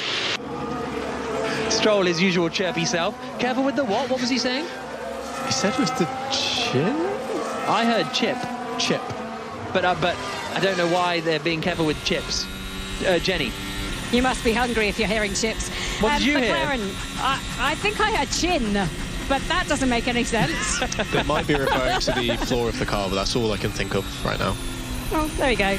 Yes, McLaren versus Alpine. It's the battle for fourth in the championship. Oh, for goodness sakes, Hamilton. Is anyone else having deck? Yeah, just commenting about that. Looks like last couple of laps, seeing it on a lot of cars. So win. Hamilton being told that the other cars are struggling a little bit with their tyre degradation, and that suggests to me that Hamilton is. Do you want one more chance at this comment, Jenny? Do it. They're both on 81 points, McLaren and Alpine. As things stand, Alonso 6th, Ocon 9th. They'd get 10 points. Norris 7th, Ricciardo 8th. By my counting, they'd get 10 points. So it would be stalemate. They'd both be on 91 points, both in the battle for fourth place, and both desperate to beat each other. And it's quite personal between them, I can tell you that much. Yeah, fascinating stuff in that fight in the Constructors' Championship. I think I've just got chips on the brain from all Steve Crossman was talking about for an hour and a half of build-up this afternoon. All he seemed to talk about was chips and whether they were cold or hot. Need some better content than that on your Sunday afternoon, don't you? But anyway, Verstappen is leading the Grand Prix, 7.2 seconds ahead of Lewis Hamilton in third. Perez in second. Perez is in third and is now under pressure from Carlos Sainz in fourth position. So this is the closest Sainz has been, is within DRS range, 0.6 back from Sergio Perez. There's a renewed challenge from Sainz just after a lot of the teams have been discussing deg, even on with their drivers on the hard tyre, and Sainz, of course, on the medium. So he seems to be doing quite well here. It looks like Ferrari may well have done what we talked about and made a step forward from their race simulations that they did in FP2 on Friday, and they seem to have a better race car today. So he's got something to fight with. Yeah, absolutely. Lap 37 of 53. Sainz running in fourth place at the moment, trying to close in on Sergio Perez for third position. And those two, as far as the Drivers' Championship is concerned, are currently separated by less than 20 points. So a result here for Carlos Sainz ahead of Perez would chip away that gap in the fight for third position. Everyone must be struggling with the left front. Okay, understood. Verstappen saying everyone must be struggling with the left front. The engineer saying understood. I felt like it was Verstappen maybe asking for a bit of reassurance rather than just a comment, but it feels like we will be. Well, we've got 16 laps to go now in this Grand Prix. Are we looking at one more stop? I would suggest so. It would have to be around now. Yeah. If you're going to do it, you have to commit to making that time back and having enough laps to gain the ground. And with 15 or 16 laps to go, it would be now. But none of you want to pit, because if Verstappen's lead over Hamilton is 7 seconds. If he pitted now, he'd be 20 seconds back. Latifi is off on the exit of turn 2. He was involved in that fight with Gasly and Magnussen. Gasly had got ahead of Magnussen. Maybe Latifi gave it a go and came a cropper. But yeah, with 16 laps of this Grand Prix to go, if Verstappen came into the pits, he'd be 20 seconds behind Hamilton. So he'd need more than a second a lap advantage over Hamilton in order to make that work. And We've just got a replay of Latifi. I mean, he didn't give Magnussen much room at 2. Yeah, I'm not sure how they're going to call that, because they were both not really looking to give up. Latifi went up the inside, pushed them both all the way to the outside, with Magnussen still having a right to have some space there.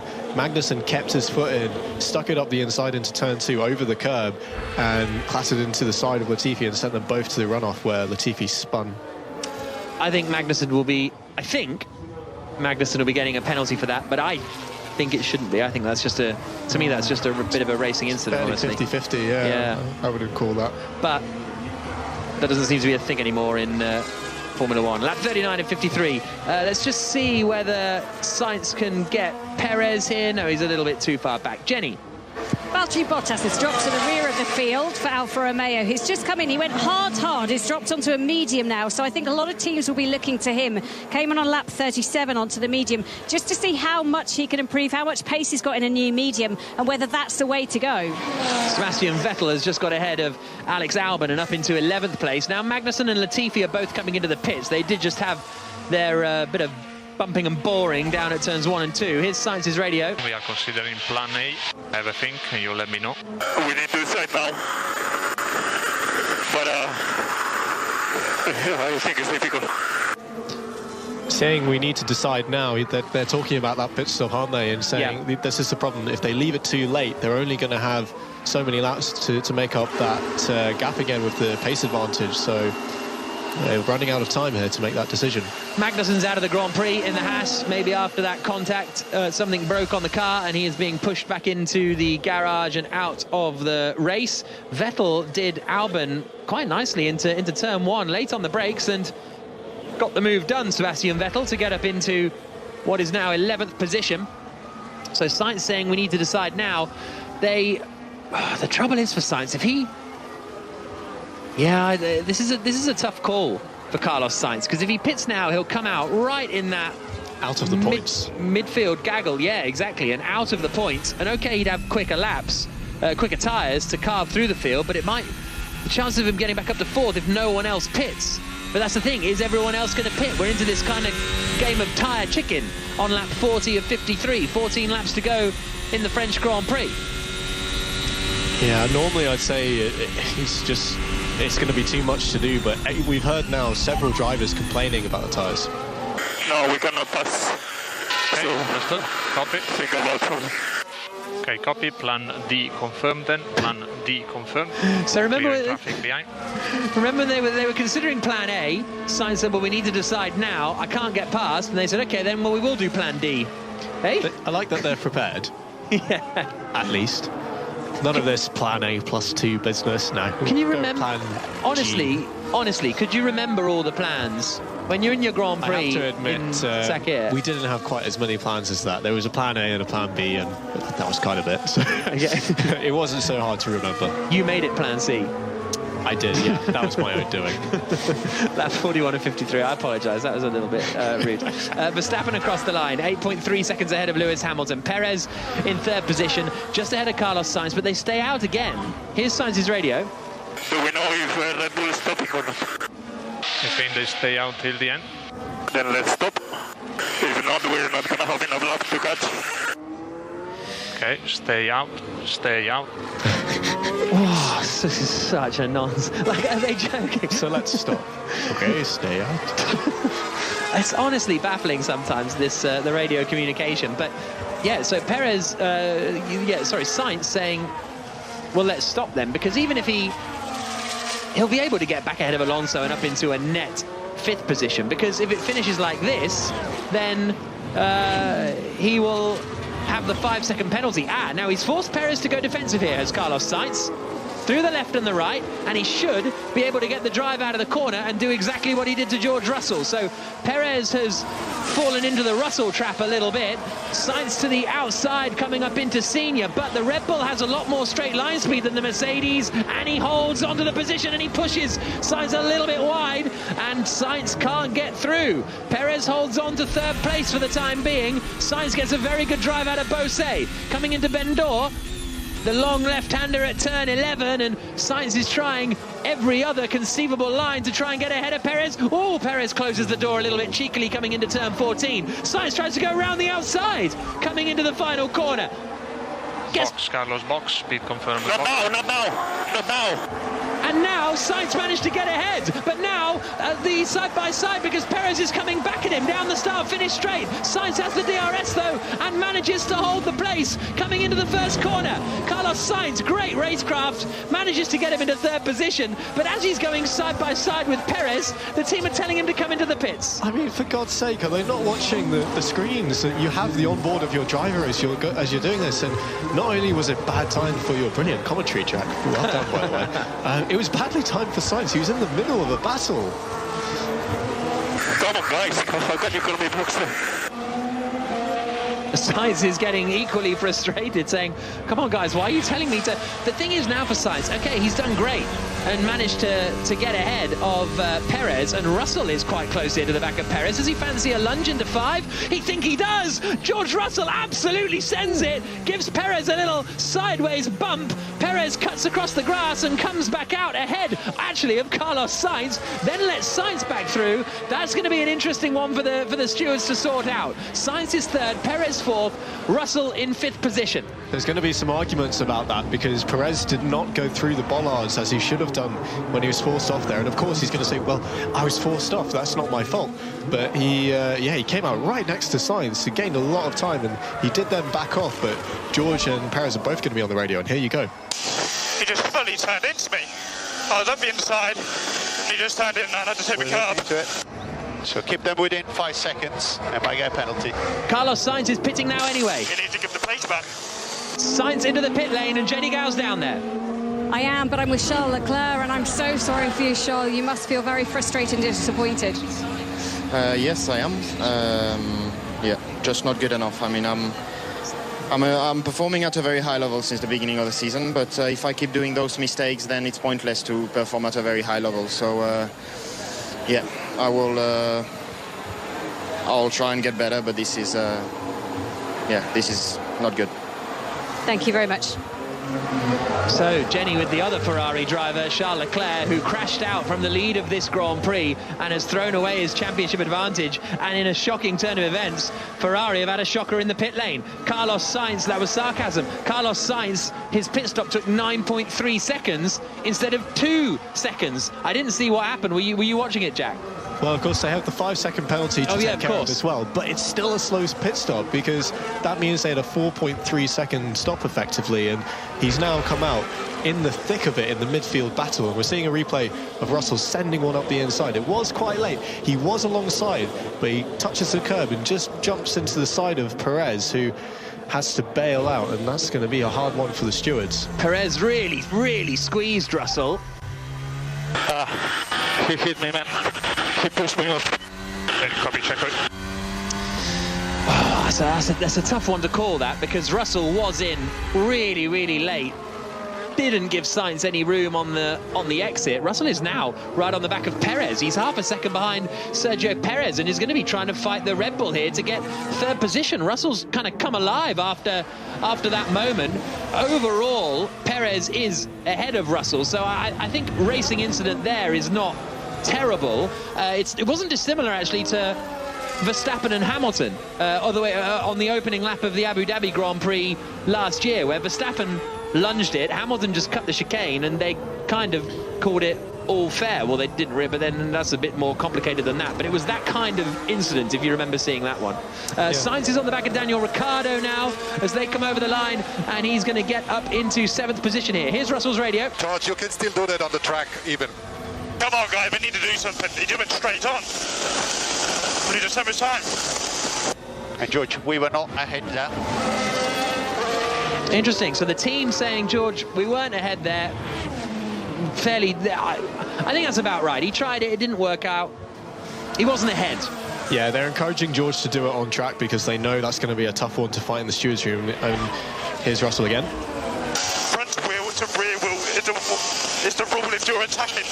I was definitely from wheel to rear wheel. So he's he's making the point there that usually if your front wheel is beyond the rear axle of the car that you're attacking, you have a right to space on track. And he's saying that Perez squeezed him. But it's very, very touch and go, because would George have been able to leave a space for him on the exit? I don't think he wasn't in control enough to do that. Yeah. So I would agree with you at that particular point, Aiken.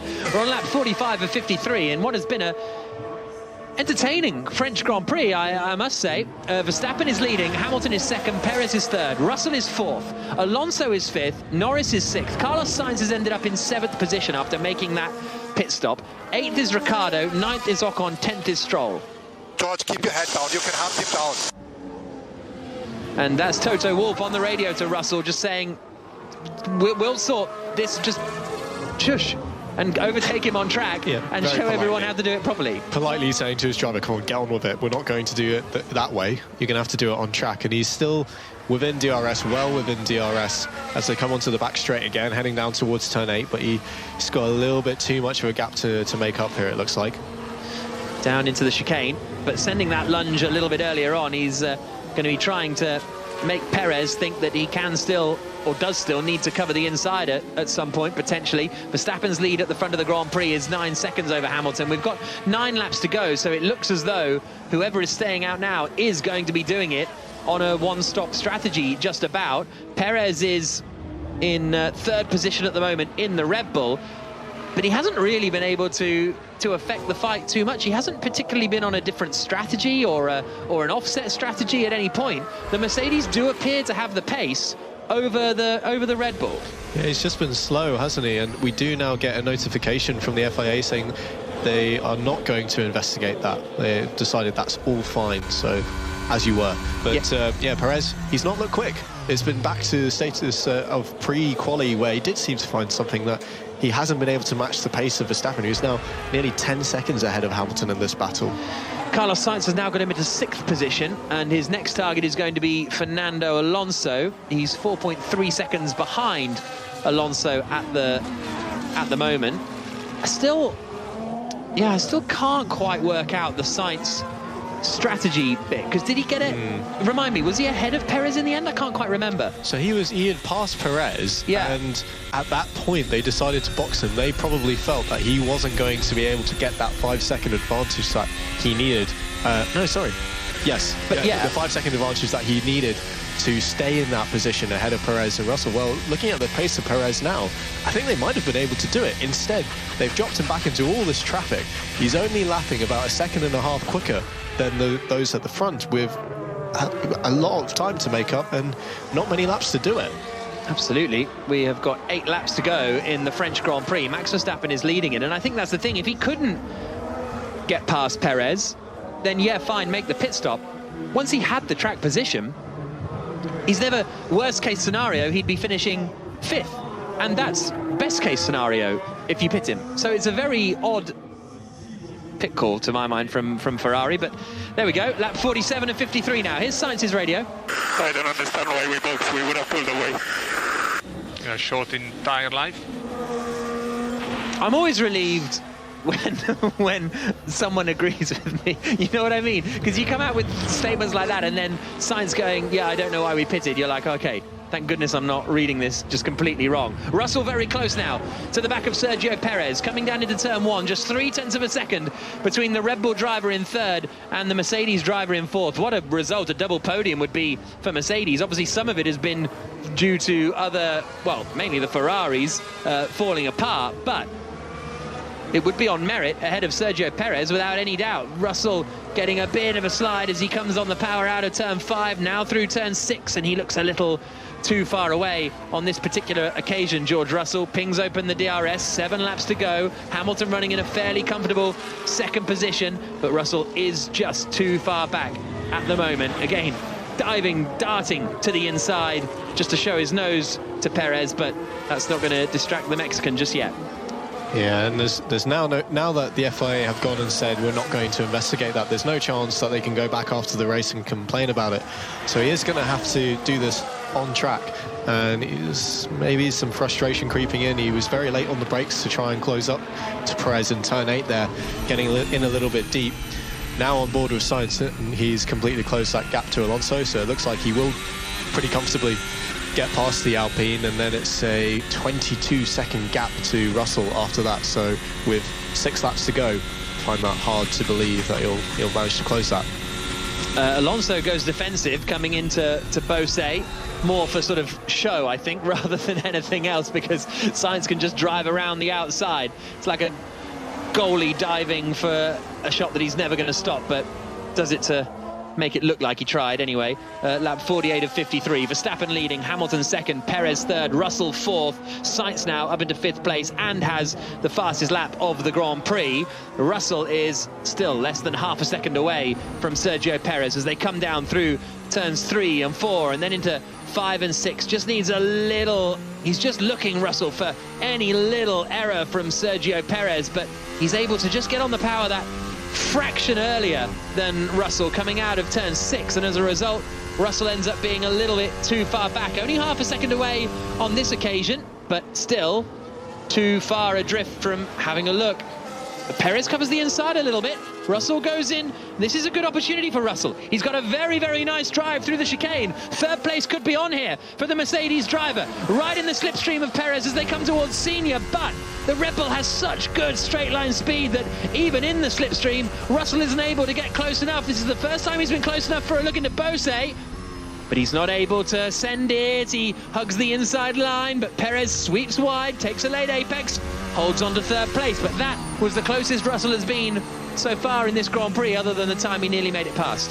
That's what he needed from Perez. He needed to spook him enough that he wanted to cover the inside and compromise his run out of that chicane in the middle of the back straight and get a run. But like you say, the Red Bull's got incredible straight line speed in that part of the circuit, and without the aid of DRS there, he wasn't able to get close enough. 5 to go in the French Grand Prix here on BBC Radio 5 Live. Myself, Jack Nicholls, and the Williams test and development driver and reserve driver Jack Aitken alongside me in commentary. Jenny Gow watching the action from the pit lane. Still no play at Headingley, by the way, in the cricket, so we'll keep you up to date if anything does restart there, and we'll be heading back there after we're done with the Grand Prix in about, I don't know, 10 minutes or so probably. But at the moment the focus is on whether George Russell can get ahead of Sergio Perez for 3rd place. Charles Leclerc in the Ferrari started this Grand Prix from pole position. Max Verstappen pitted. Ferrari were just about to pit to try and react when Leclerc spun off into the barriers all by himself, throwing a big open goal towards Verstappen to extend his championship advantage to what looks like it's going to be 63 points at the end of this race. Here's Carlos Sainz on the radio. And 5 laps to go, 5 laps to go. I don't understand.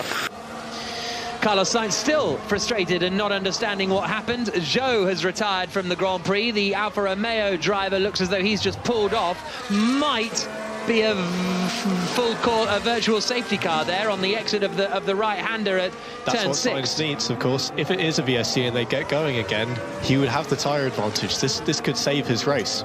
He needs a full SC though, doesn't he? He needs a full safety car, really, because a virtual safety car would keep the gaps the same. A full safety car might have an opportunity. Red Bull are in the pit lane. Yellow flag is still out, and the leaders have just come through past the pit lane as well. So I think this isn't going to play into any of their hands. Virtual safety car is deployed now then, and the Red Bull team go back into the pit lane. So virtual safety car deployed, lap 50 of 53. We might only get one more lap of racing at the end of this, I would suggest. Zhou jumps out of the car, looks as though he's just broken down on the exit of turn 6. And I think, well, actually, they'll be able to put it off quite quickly. So I think this will be a short virtual safety car period. Yeah, it's very considerate parking from Zhou. He's managed to line it up just outside one of the entryways to the track. So they're just going to wheel that back. It's going to be less than a lap of VSC here. And, yeah, no major change to the order down there. Zhou was out of the points anyway. And let's go down to the pit lane and Jenny Gow.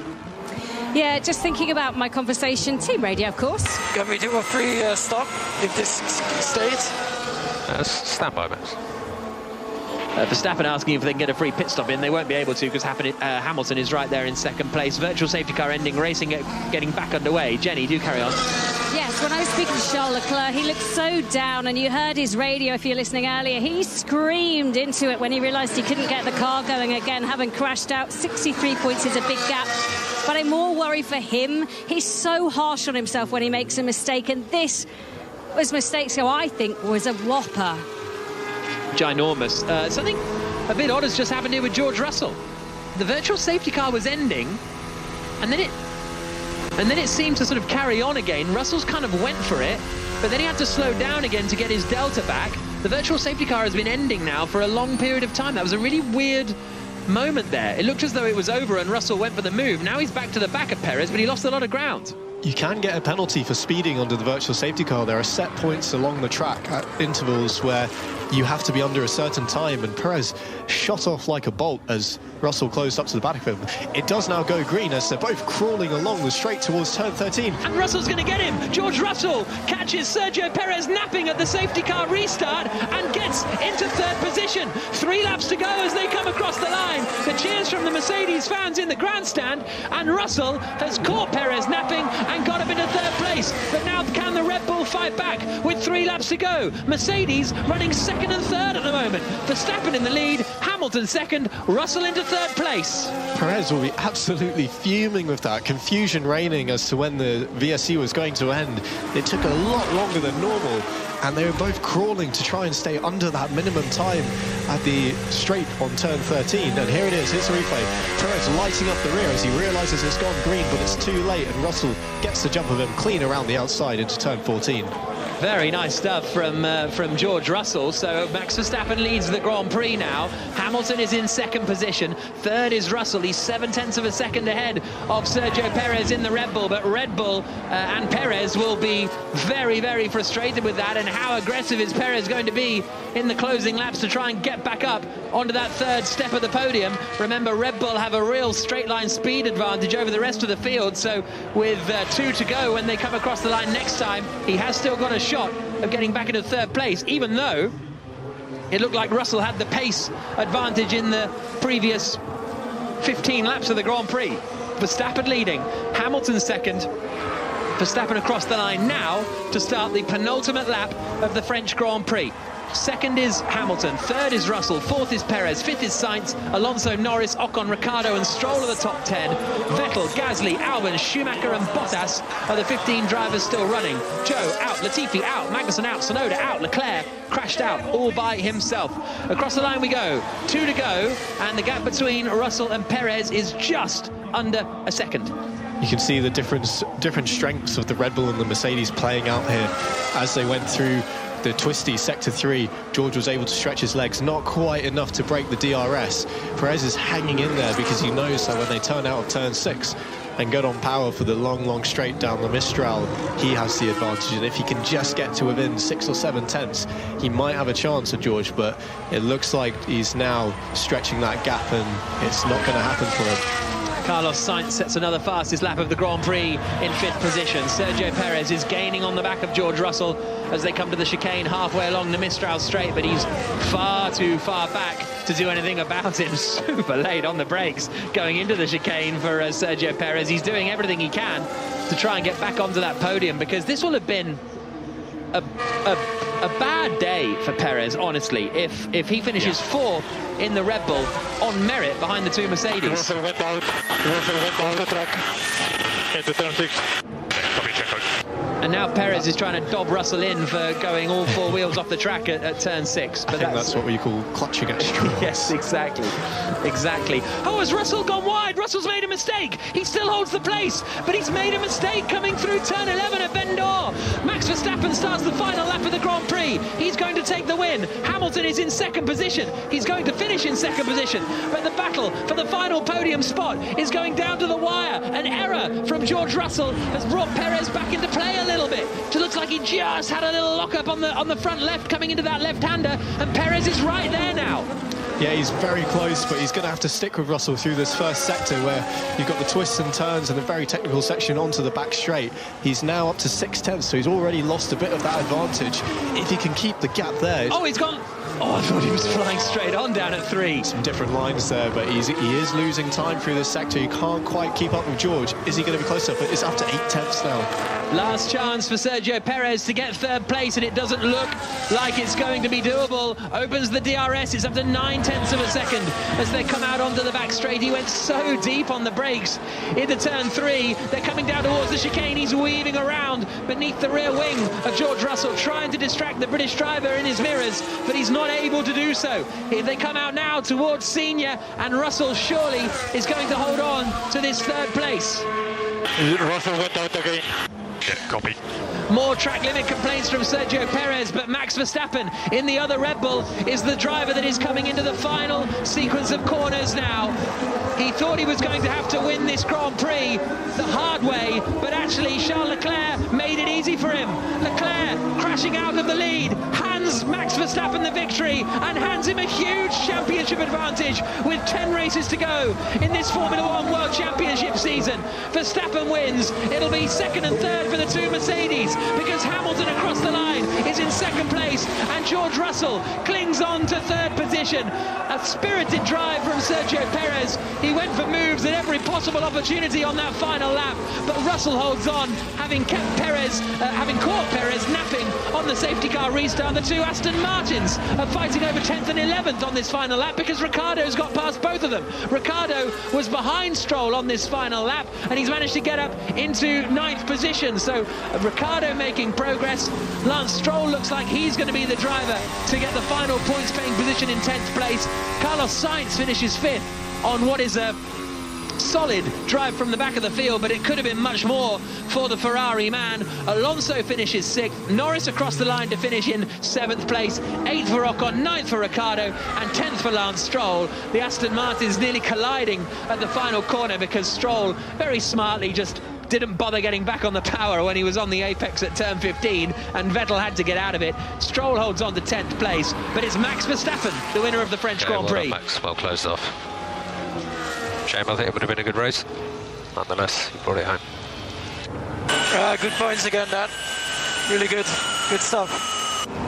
Attaboy, Max, that's a decent result today. Maximum points, well done. Yeah, we did well there. Where did Checo finish at the end?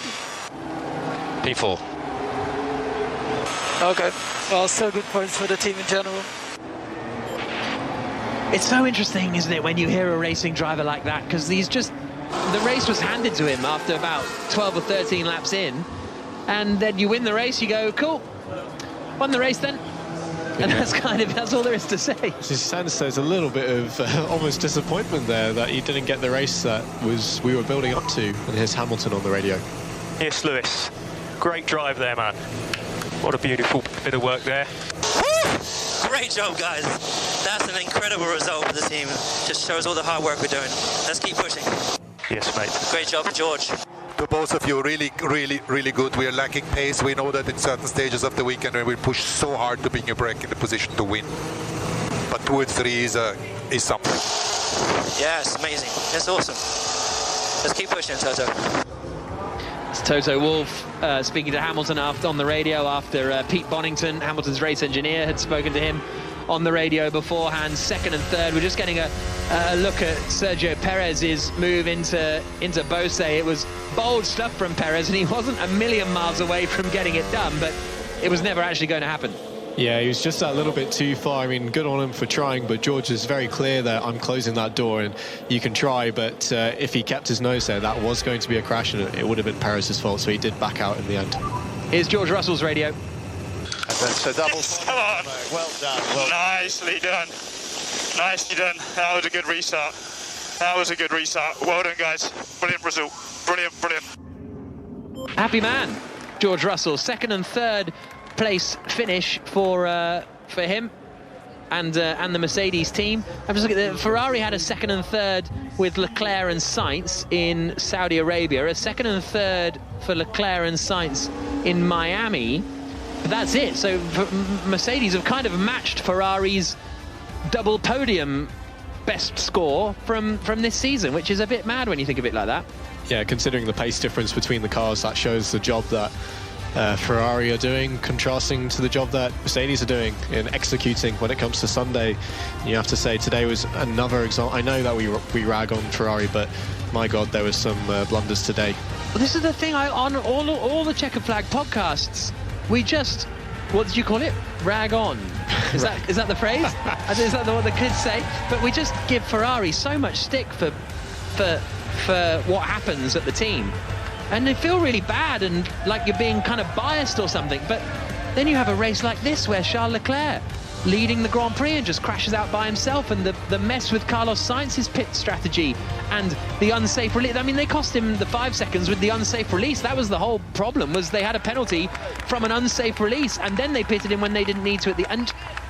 It's just mind-boggling sometimes. Yeah, I mean, the mess with Carlos on the radio for me is fairly inexcusable. I mean, we don't see it from Mercedes and Red Bull. We don't see it from most teams because not just the drivers, but these are the top engineers, you know, in the motorsport game, and they should have the awareness to be watching their car on the TV or on the onboard cameras that they have live and know that they are side by side fighting for a position. That is not when you make the call for a box. And they told him the wrong penalty as well, didn't they, initially? Yeah, language barrier perhaps, but it's not good. No, absolutely. Well, it is good news for Max Verstappen. He has a big lead now at the top of the championship, 63 points, with 25 points for a race win, and it could have been 30 points his advantage had Leclerc gone on to win the race. And look, it's all ifs and buts, but I think Leclerc had a shot, you know. Especially the pace we saw with Sainz later on in the Grand Prix. I don't think it was an impossibility. And yesterday, Steve Crossman mentioned it earlier. Yesterday after qualifying, we were thinking of the ways in which Leclerc wouldn't win the Grand Prix. You know, Verstappen has the straight line speed advantage, or Ferrari pit strategy wouldn't go according to plan. Never crossed my mind that Leclerc would just spin out of the lead of the race. It's so rare that you see a driver spin out of the lead of a Formula One Grand Prix. But we have seen these errors from Leclerc in his career and this year as well. And, you know, there have been errors on the side of Ferrari. There have been errors on the side of Charles as well. And he's very hard on himself, as Jenny was saying. Almost too hard, you'd think sometimes. But he is right that he needs to cut out these mistakes if he's going to challenge. Let's hear from the top three. They are talking George to David Russell, Coulthard. Congratulations. A very hard-fought third place on the podium there. Put us in the cockpit. That was quite a battle with Checo Perez. Yeah, thank you. I'm absolutely sweated. A bit knackered now, to be honest. It was a long race, tough race. The pace was strong, but we really struggled with the warm-up on that restart, and Checo was all over me. But I was glad to see that checker flag and come home P3. We just see behind you on the screen here the initial contact you had at the chicane. You were quite vocal to your team, and we heard Toto saying, right, get focused, get on with the job. And then the opportunity came to you later in the race. Yeah, I mean, I saw him struggling when Sainz got past. I knew I had that one opportunity. For me, I was down the inside. The rules are pretty clear. It's from front wheel to rear wheel when you're on the inside. That's what I had. Didn't really leave me much space, but nevertheless, glad I could carry on, bring it home P3 and 2 podiums for Mercedes. It's great. Yeah, it's been a while since we've had 2 Mercedes drivers up there together, so it'll be welcome to see you there beside Lewis. Congratulations on the podium, and we'll see you in Budapest. Thank you. So Lewis Hamilton, congratulations, second place. We didn't see a lot of you during that race. We didn't see a great deal of you during that race. You were running alone for most of it, but that's a really strong result. Well, I have to always give it up to this big crowd we have here in France. This is the biggest crowd I think we've had here. Merci beaucoup. What amazing weather we've had. And I was actually a tough race because my drinks bottle didn't work. But what a great result, considering we've been so far off these guys all weekend. Reliability is one thing that my team's been amazing at. So a huge congratulations to the team back at the 2 factories, the team here who, without them, we couldn't get this podium. And George did an amazing job today as well. So, explain to the viewers at home, no drink bottle, how much weight would you have lost during that Grand Prix, one of the hottest of the season? I didn't see my weight just now, but I would imagine probably around 3 kilos. So, yeah, it's enough. I'm looking forward to downing the rest of this drink, and I wish everyone back home, hope they've had an amazing Sunday. Okay, Lewis, just one more quick one. Qualifying pace didn't seem like you'd move forward, but the race pace, once again, very strong. What can we hope for Budapest next Grand Prix? Budapest? Well, firstly, I love it in Budapest. I'm super excited to see the crowd there, and I think, it's going to be hard to beat the Ferraris and the Red Bulls. You see they have the pace advantage still. But I'm hoping we will bring some sort of upgrade to that track and hopefully take a step forward closer to them. And, you can see us in the race. We can at least lean on them a little bit. So hopefully in that race, even closer. Okay, Lewis, go and get yourself a drink. Thank you very much and well done on your podium. And ladies and gentlemen, the winner of the French Grand Prix, Max Verstappen. So that was a kind of race of two halves for you. We had that first half where you were battling hard and close with Charles, putting pressure on him. He was handling that very well. And then once you made that early stop, we now know that Charles lost the rear at turn 11. So talk us through those two phases of the race. And we also heard you very sportingly ask your engineer, was Charles okay?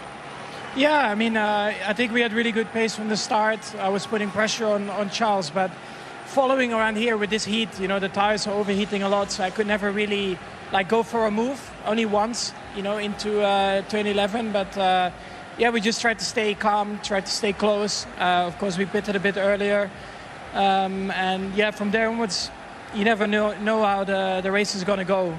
But the car was quick today, and of course, unlucky for Charles. I hope he's okay. And from there onwards, I just did my race, looked after the tires.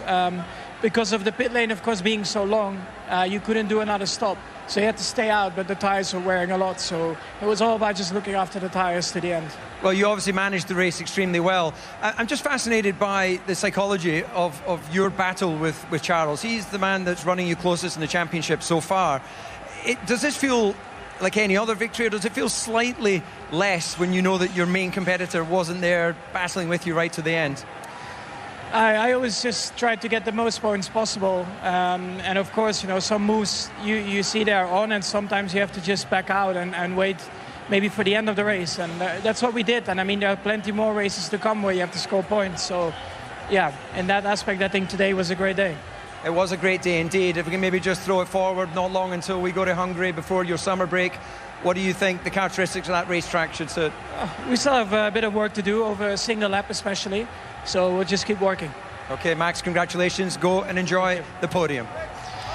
So Max Verstappen taking the victory in the French Grand Prix, moving 63 points clear now of Charles Leclerc, who is second in the championship, who crashed out from the lead of the race all by himself. Hamilton finishing second, Russell finishing third, the two Mercedes drivers. Russell is now only 1 point behind Carlos Sainz in the championship fight, but Verstappen is leading 63 points ahead of Charles Leclerc. I enjoyed that race, Steve Crossman. So did I. It sounded absolutely fantastic, unless you are in any way a Ferrari fan or Ferrari mechanic or Ferrari driver. Just if you like the colour red. I mean, have they thrown it away? Have they thrown it away, Jack? Yeah. I mean, not just the race. The year. Look, is the year done now? Look, I don't want to say yes, the championship is over. Mainly so we can keep having some races on 5 Live, and you know, and that people want to be interested in listening to the coverage, you know. But it's tough to see any other way now. Ferrari need Red Bull to have some massive implosion if they've got any chance now. The thing is, Jack Aitken, that it isn't over. You know, 63 points isn't over. You get 25 for a win. It's not even nearly over in that sense. The problem is, it's not just about the points. You've got to consider where these teams are. In what world does this Ferrari team and the way they are operating catch up that 63-point gap? They just seem a bit of a shambles.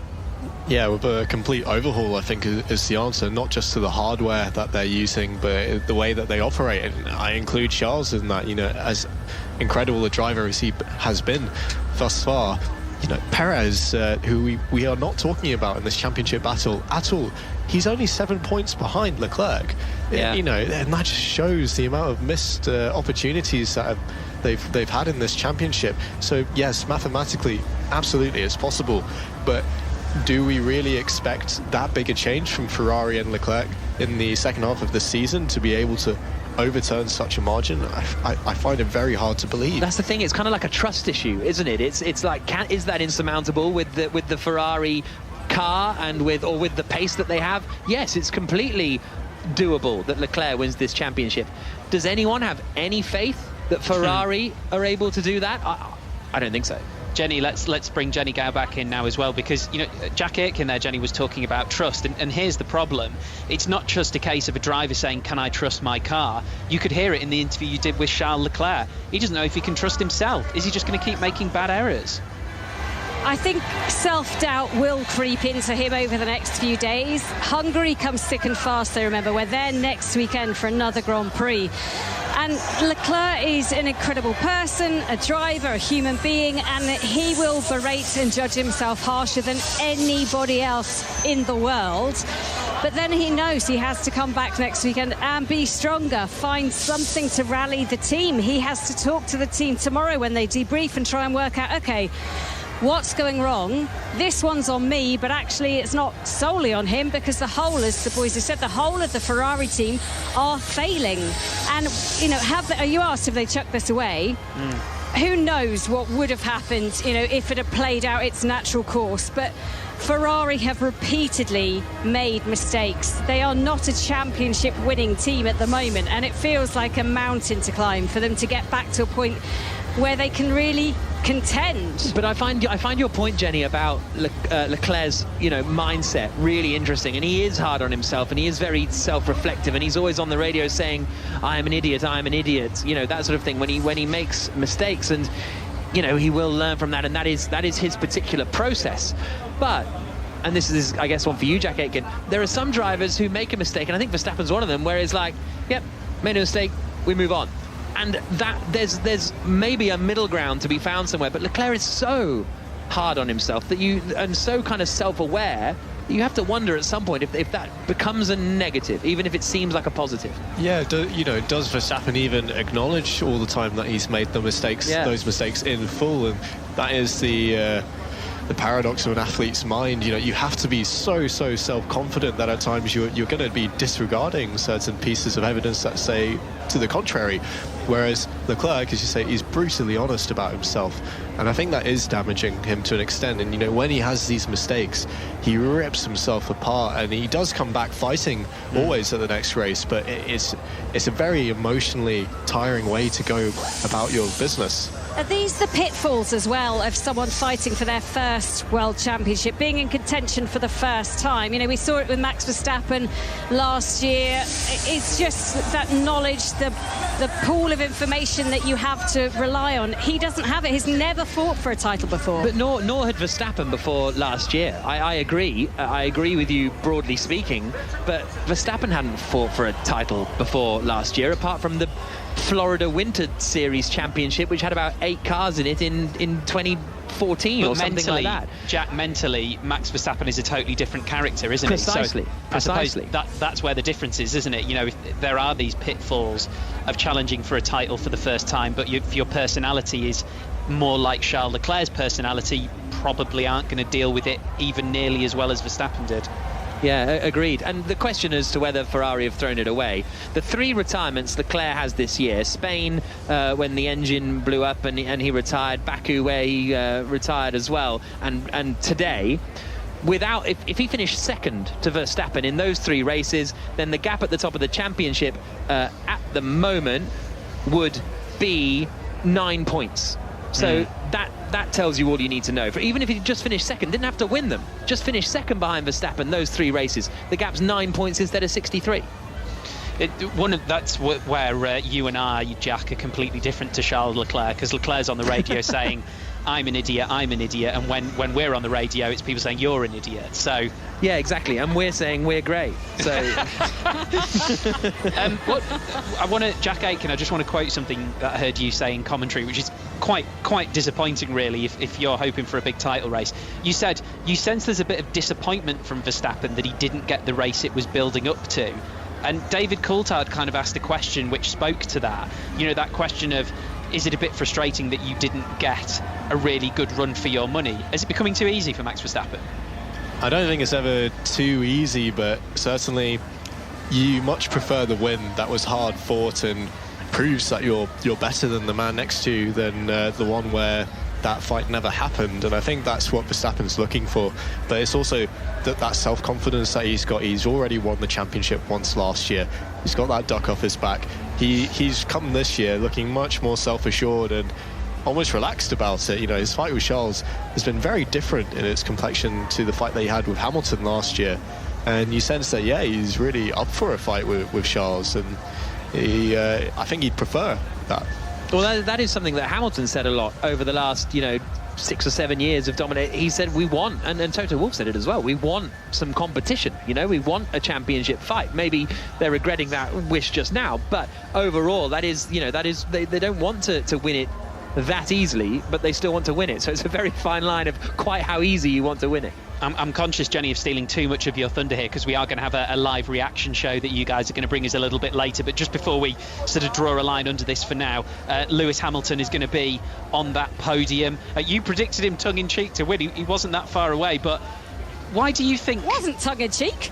Well, you said Verstappen and Leclerc will take each other out as opposed to Leclerc taking himself out. But yeah, well, yeah, true. Why do you think their race pace is better than their qualifying pace? We see them in qualifying, and you hear Lewis Hamilton talk about next year, and then you watch them in the race and you think, well, not too bad. Yeah, I think it comes down to a lot of different things. Remember, this is a team that really know how to operate, unlike other certain teams in red.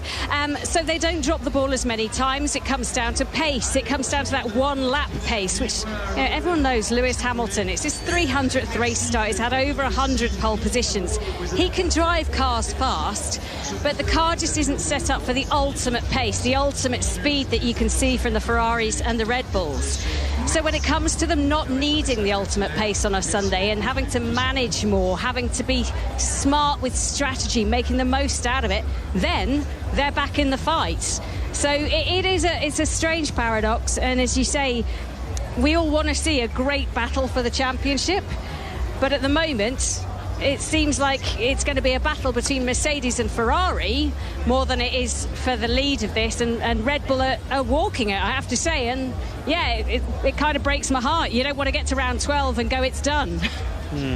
Right, thank you very much, guys. Great stuff. We will bring you much more reaction to that.